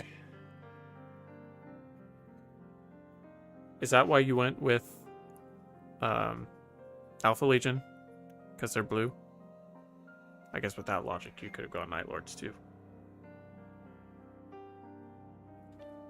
Heresy. Winter Assault is better in my opinion, but that's probably just my guard favoritism speaking. Well, I have that too. I have all the DLC. Because I believe I bought it on sale. I just got a pack.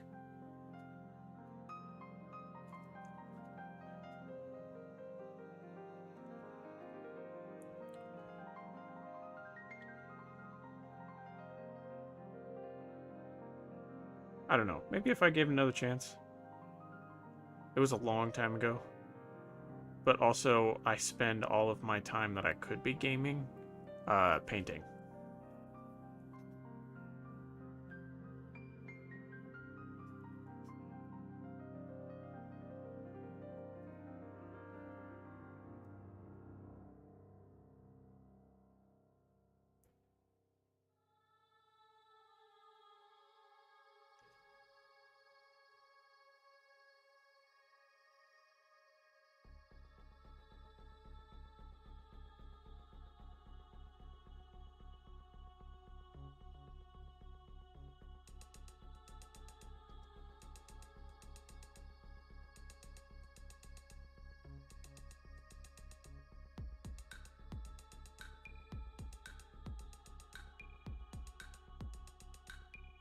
Alpha Legion was voted for me by the Discord. Ah.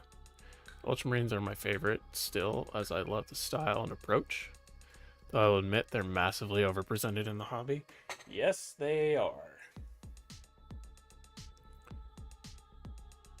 We were having this conversation earlier. When talking about Space Marine 2.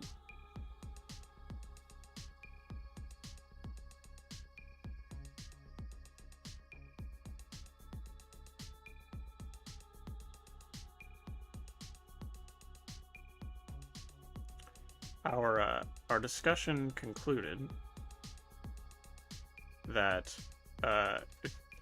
this might have just been me, but I believe the game would have been better if we saw, not even just played as, but if we saw other chapters besides the Ultramarines, or at least one other chapter, because at least in Space Marine 1 you get to see the Blood Ravens. Everybody loves the Blood Ravens. I love the Blood Ravens. But nope, it's all second and first company. That's it. That's kind of what you're stuck with.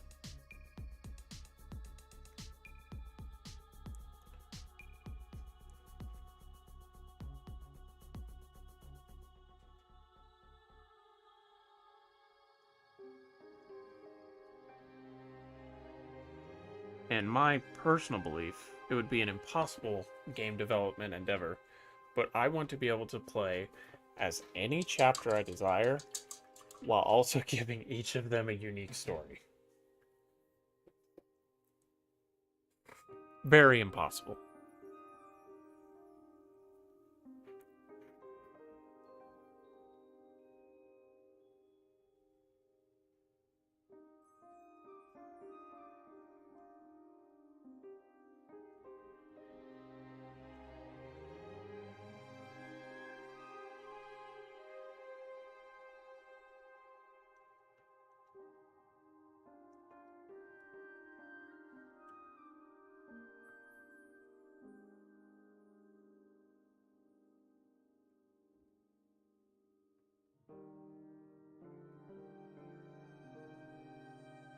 You play Space Marine 2, time allowing? I have. I finished the campaign.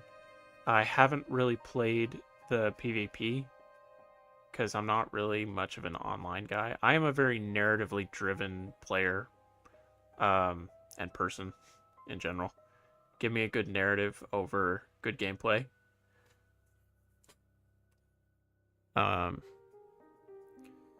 So I very much enjoyed the campaign. I wish it was longer. And I wish that there were more references to other chapters. Within the campaign. I know you can play as other chapters in the PvE. But also, if you're playing as other chapters in the PvE, they don't carry any story relevance. It's just skins. That's all it is. And that's another major complaint of mine, is that they can't even voice the dialogue. Which brings me to another issue that I had. I'm just re-rambling, guys, sorry. With Rogue Trader. Rogue Trader is a great game. Very well developed. Fantastic. But in the year 2025, I really wish that they could have voiced all of the dialogue. I find it very difficult to play when I have to stop and read absolutely everything that's going on. And I'm not dissing read dialogue, because great games in the past have had an excessive amount of read dialogue. The example I used was Morrowind. I love Morrowind. It's a fantastic 10 out of 10 game. And all of the dialogue is text. And there, I'm okay with it. Because it was, what, 2003 when that came out? And the technology just didn't allow for voice dialogue. But I think Rogue Trader would have greatly benefited from voice dialogue in every avenue. But I'm also very Baldur's Gate 3 pilled, because Baldur's Gate 3 voiced every line of dialogue.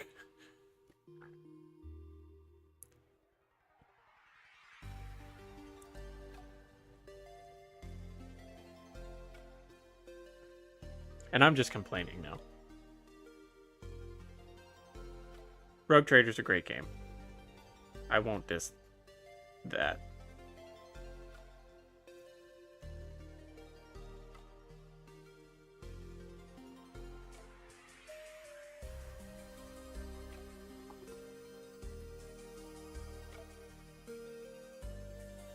I agree with you about the recorded dialogue, right?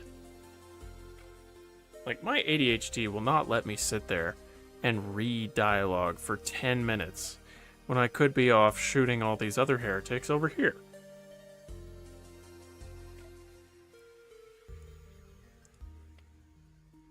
It's just, it's a slight peeve that I have to stop and read.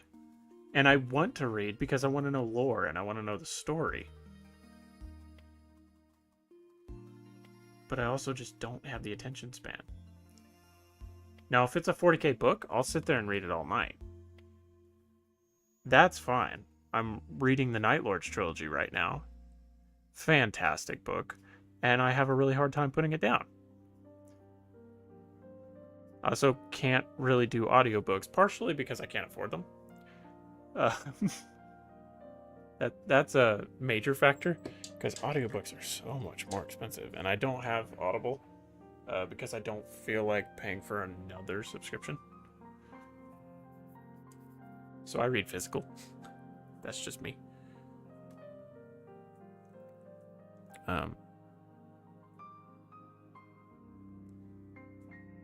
So yeah, I'm not against reading, but in a game setting, in an RPG setting, just voice your dialogue. Please. Please. But I also know that's kind of Owlcat's style whenever they make games. And that's the way they've always done it. But I've logged so many hours in Baldur's Gate 3 that I just don't know anything else. It's approaching 3 a.m., so I'm hitting the hay. Glad I caught some of your stream. Catch you later. Well, thanks for joining. Appreciate your attention. Appreciate your interaction.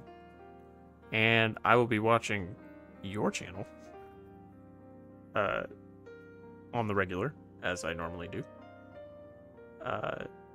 Yeah, thanks for being here. Thanks for joining the Discord. And yeah, we'll see you later.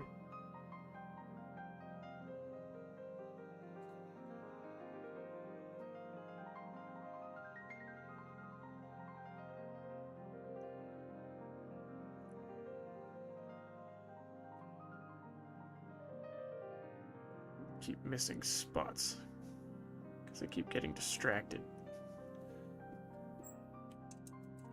I think I need to refresh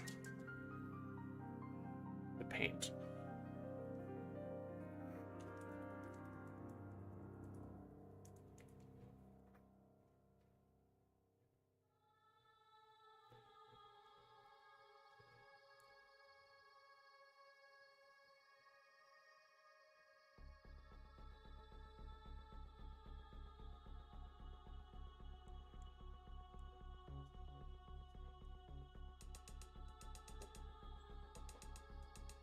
Oh, I've been going for 2 hours already?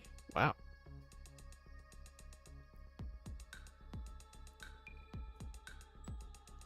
I don't really mind the Owlcat approach. It lets them do a bunch of really cool stuff with the narrative without skyrocketing production costs. But I can totally see how it's a turnoff for some. Yeah, and it's complicated. For me, it's not even necessarily a turnoff. Because I will still play the game. I will willingly play the game. But I just have a hard time getting invested in it. Because there's no there's no emotion. Let's put it that way. I can't feel any emotion from reading the dialogue.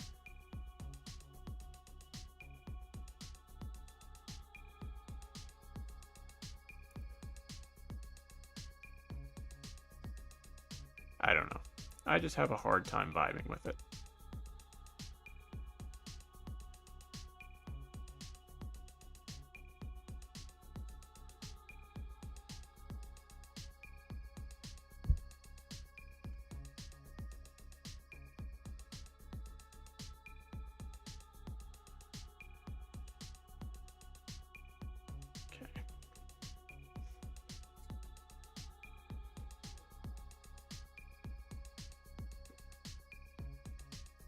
Hey, Black Sigil.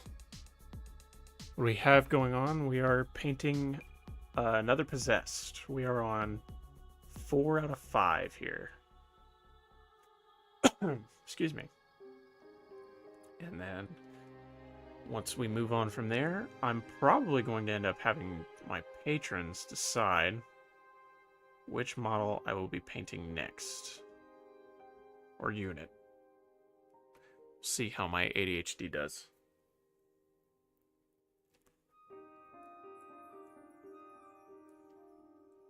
Yeah, thanks for joining. We'll get this stinking trim done, and then we will normal the whole thing.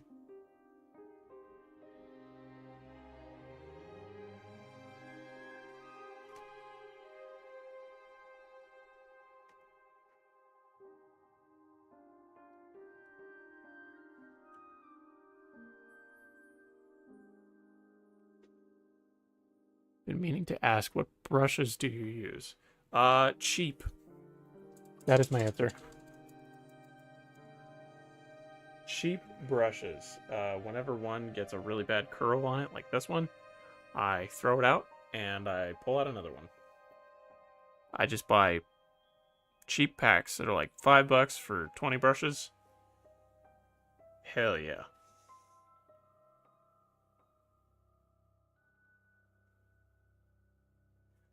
Because I don't really have the resources to put into good brushes.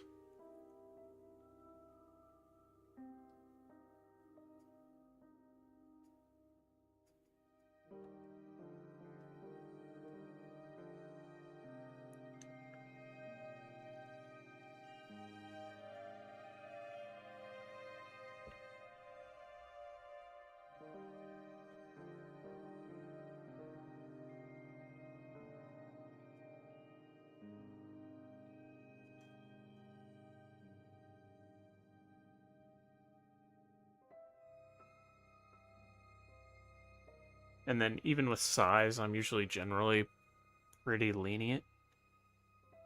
For larger panels, I'll use bigger brushes. For smaller areas, I'll use smaller ones, but most of the time it just depends on what kind of mood I'm in. Fair enough. I've never really bought into the whole sable hair brushes. I feel like they're nice, but just way too expensive. Yeah, they're expensive, and you gotta take care of them. And I don't have the time or the patience to take care of my brushes. So I'd rather just buy a whole new set.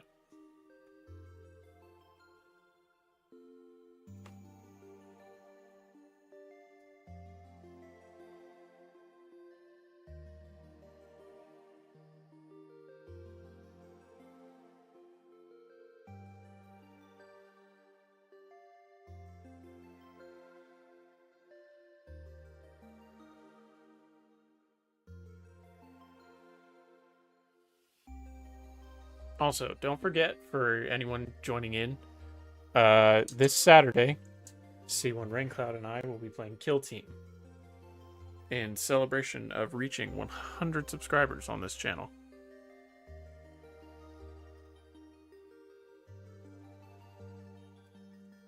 I need to be better about advertising, because I haven't made a video and I haven't made a post. I need to do one or the other. But then we get back to time, and time really doesn't allow for me to be very creative. But you can expect a post probably tomorrow, and a poll of factions for C1 Raincloud to be playing. I believe the options will be Space Marines, Chaos Space Marines, Tyranids, or Necrons. And maybe Plague Marines. I haven't committed to that yet. I have to put a list together, because I only have a select few models of each of those.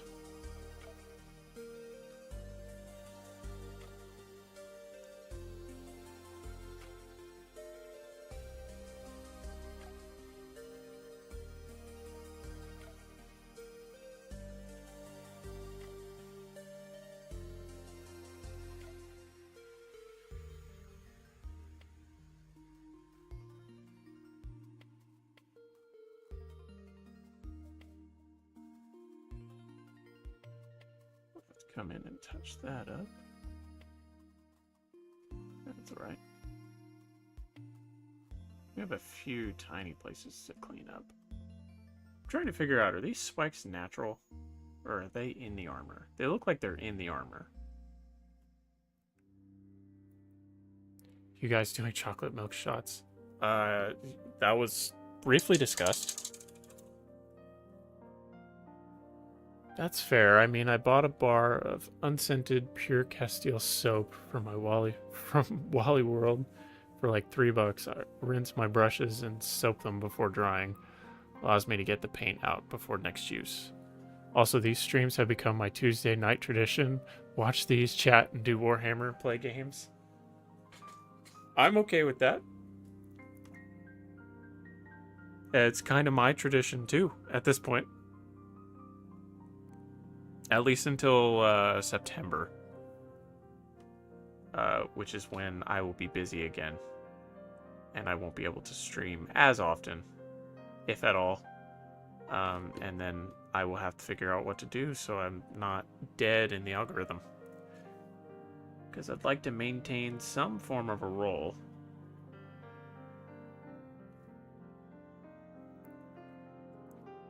But I'm glad to have you here.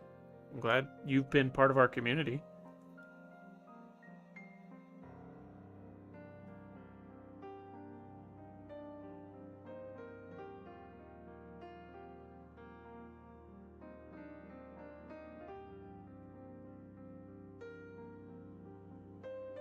But yes, I believe chocolate milk shots were on the table.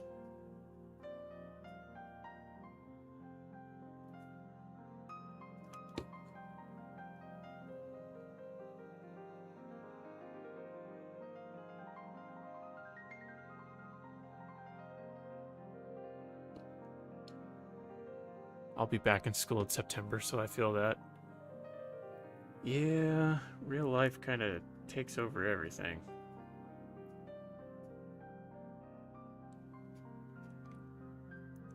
I'll be working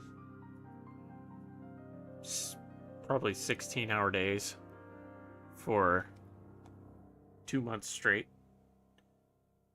So I will desperately be wanting to get back into anything that is not that.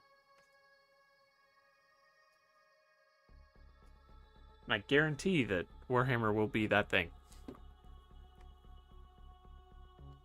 That is a promise.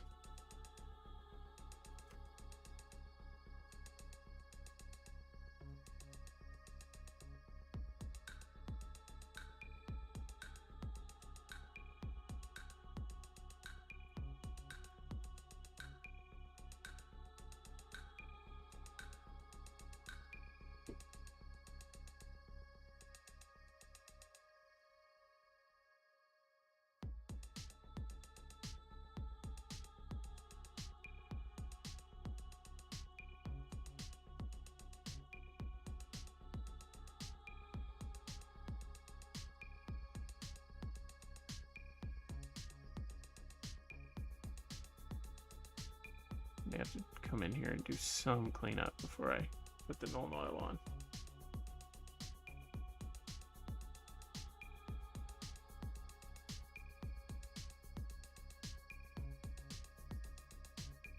Oh, I just saw your picture, Malodus. God, he is tiny.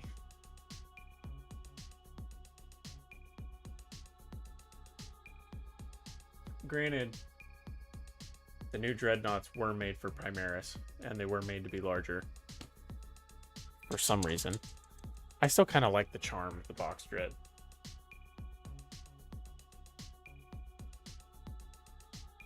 Also, I have to know, why can't we use Relic Dreadnoughts in Chaos Space Marines, but we can use Relic Terminators? Or do I have that backwards? You can use Relic Dreadnoughts in Chaos Space Marines, but you can't use Relic Terminators. But in Space Marines, you can use Relic Terminators, but not Relic Dreadnoughts. Where's the logic in that? Do you thin your paints much? I use water most of the time. If I have a little bit on my brush, I'll just kind of mix it into the entire glob of paint that I have. I also have some... Where is it? That's not it. Some thinner here that I may use from time to time. And by may use, I mean never use. I just have it and I stare at it because water is easier. But that's just for Vallejo paints. I only have a handful of Citadel paints. And it's not very helpful with those. What am I doing? Focus. Focus.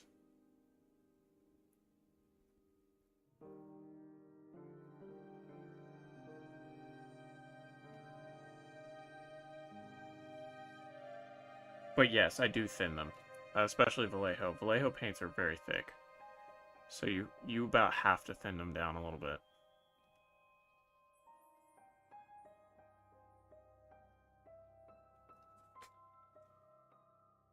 Terminators are fairly rare for everyone, so I assume Chaos struggles to get their hands on it, like the Imperium uses what they have. That is true. I know a lot of the larger, not the larger chapters, but the more popular chapters, like the original Legion chapters, they use Relic Terminators and Relic Armor in general too, as like parade pieces. So for like formal gatherings and things of that nature. Unless you're like the Black Templars and you have access to absolutely nothing else. I gotta learn how to thin paints properly. It is a learning process. You have to get it just thin enough that it doesn't run everywhere. And if it does run everywhere, then you're screwed. It's basically what it comes down to. Grey Knights get basically everything they want. Everyone gets a set of Terminator armor. Yeah, they have special privileges. Because the Inquisition loves them. Red Hunters are the same way. they get whatever they want. The Red Hunters also have no memory. So that's kind of the payment for getting everything you want.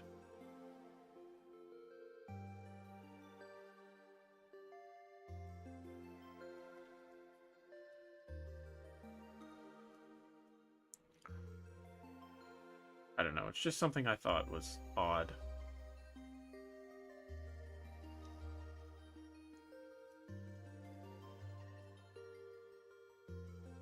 Because it makes sense in the lore that everyone would use whatever they had access to.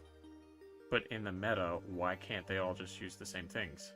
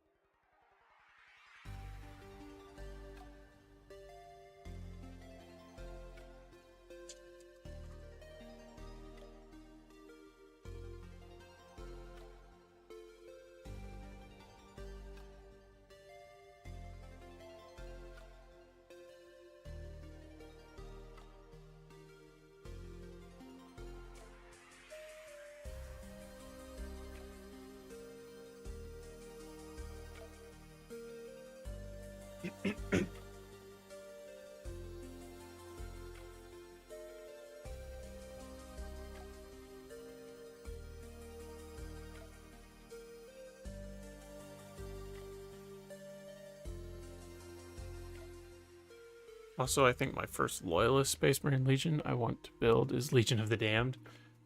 Oh, that's a lot of green stuff. I do not envy that. But sure.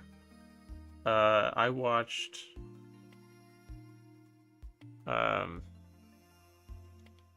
Mini Wargaming Dave's video on that one guy's Legion of the Damned. It was kind of a homebrew. Because, like, he wanted to be able to paint more chapters, so he made his Legion of the Damned absorb the souls of every chapter. And I thought that was kind of a cool concept.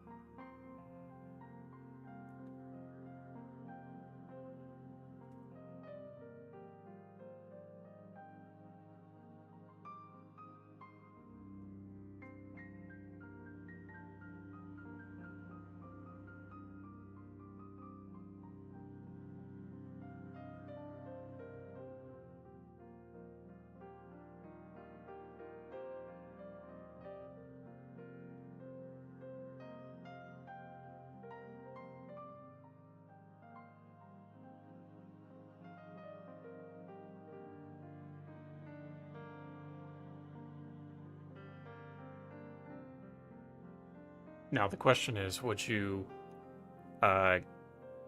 give them Ferrus Manus?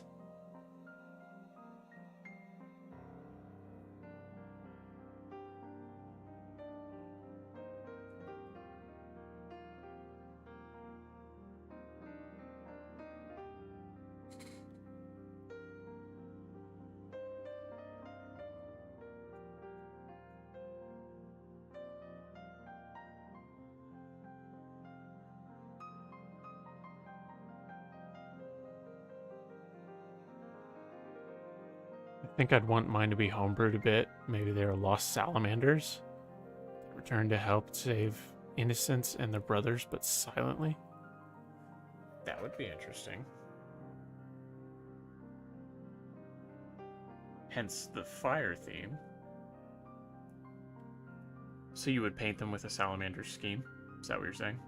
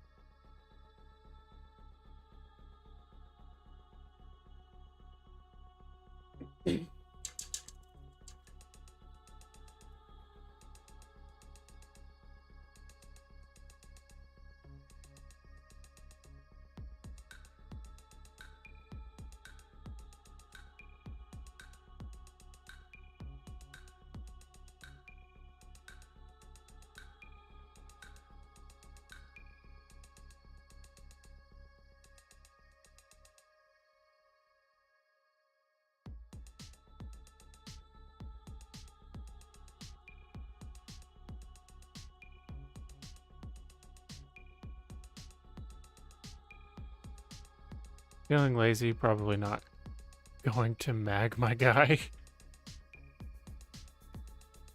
Fair enough. Is he just as articulated as the other dreads? Wherever they aren't scorched and burned would be salamander green. That's cool.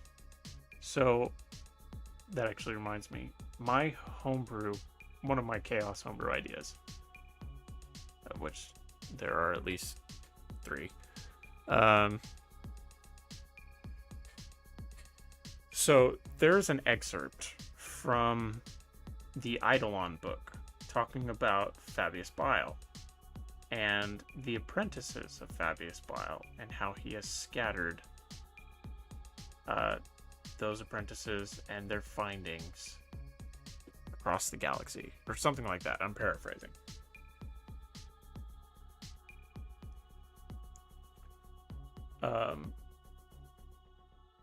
But I thought, why wouldn't there be able to be more Biles out there? But Bile doesn't believe in chaos, so that wouldn't make a ton of sense. But then I thought, what if one of his apprentices felt chaos? Which chaos god would he fall to? Would he fall to all of them? Or would he fall to one? And then I landed on Tzeentch. More so, I would say. More articulated. Very nice. So, my idea was to make a Chaos Warband that is Emperor's Children, kind of like Creations of Bile, but instead of Creations of Bile, they would be the mutants of Tzeentch.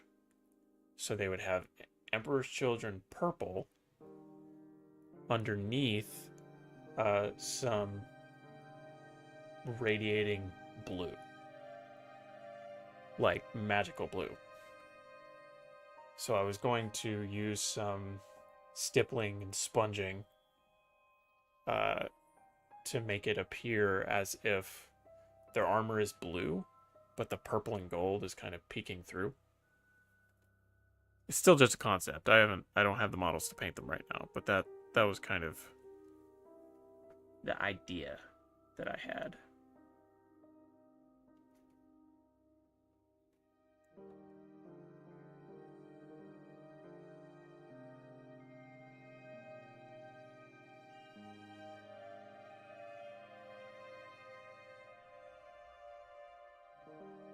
Ooh, like cotton candy. Precisely.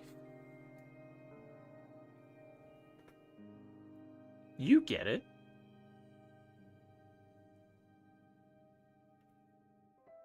Yeah, the cotton candy Marines.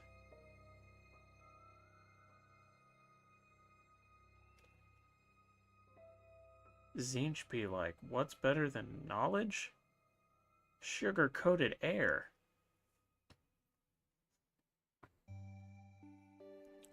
But I'm not sure how I want to do it yet. Do I want to do it with a purple underlayer with the blue peeking through, or do I want to do blue with the purple peeking through?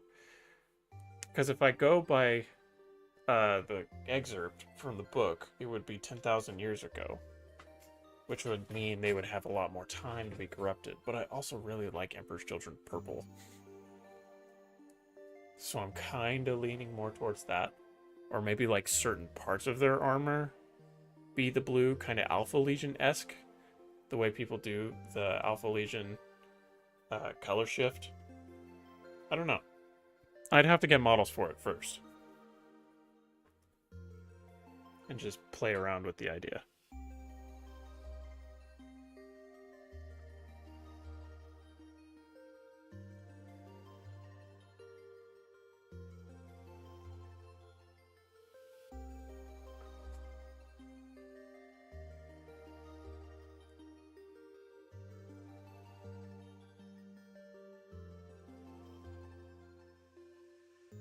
First box of Warhammer ever was between a Sisters of Battle Squad or Rubric Marines. I chose Sisters because my girlfriend said, get the badass bitches. I wouldn't mind having some Sisters. I do like them a lot. Then I would have to figure out which order to paint. And I'm not proficient enough in Sisters lore to know. Or if you could homebrew a Sisters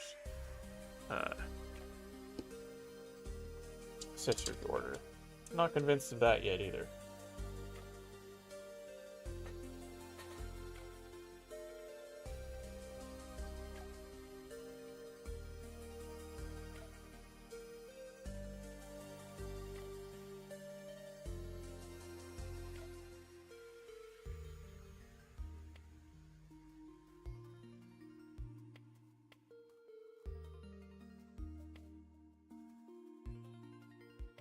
Still haven't built them, but once I build and paint them, they're going to be on top of the shelf as the girls who got me into the hobby.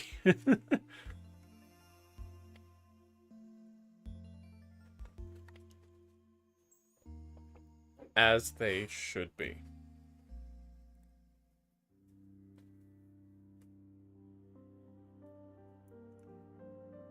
Know their rightful place in your hobby space.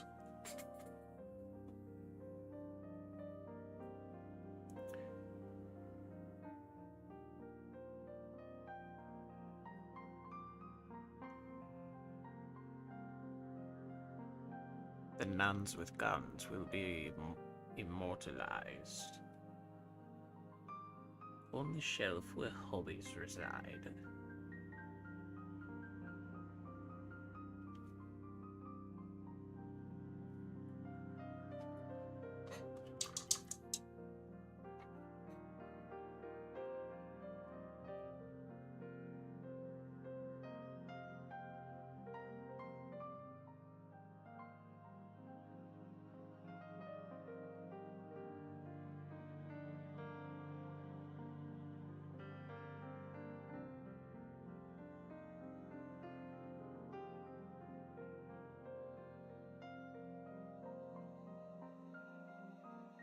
Pile of shame grows. Got a sister battle squad, one partially built sentinel. Needs to be painted before fully assembled. One unbuilt sentinel. One Casterkin squad, one Rogaldorn, one unpainted command squad. So you're set. How many points is that? Do you have a full Astromel's Arm army?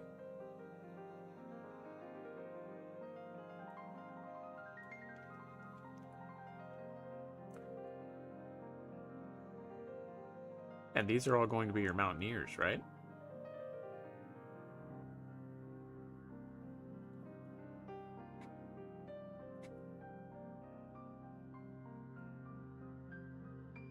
These spikes look way too pretty to be naturally growing. So I feel like they're not. So I'm going to paint them.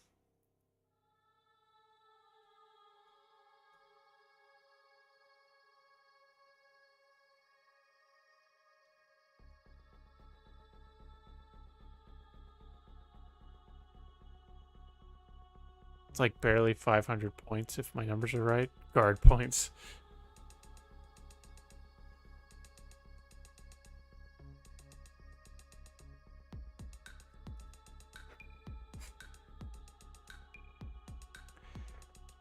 Yep, they do lack force in small numbers. In large numbers, though, they're quite terrifying. 600 points so far, not including sisters. The list for a full 2,000 point Astromilitarum army. Oh, to have 2,000 points. Technically, I have like 1,700 points of Space Marines and like 1,800 points in CSM. Yes, the Mountaineers. Ascalians. Is that how we pronounce it? I'm gonna remember it.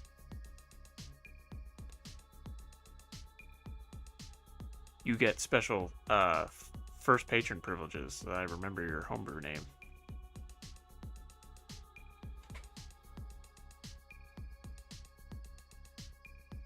Let me rephrase. First patron who contributes to the homebrew. Raincloud doesn't count.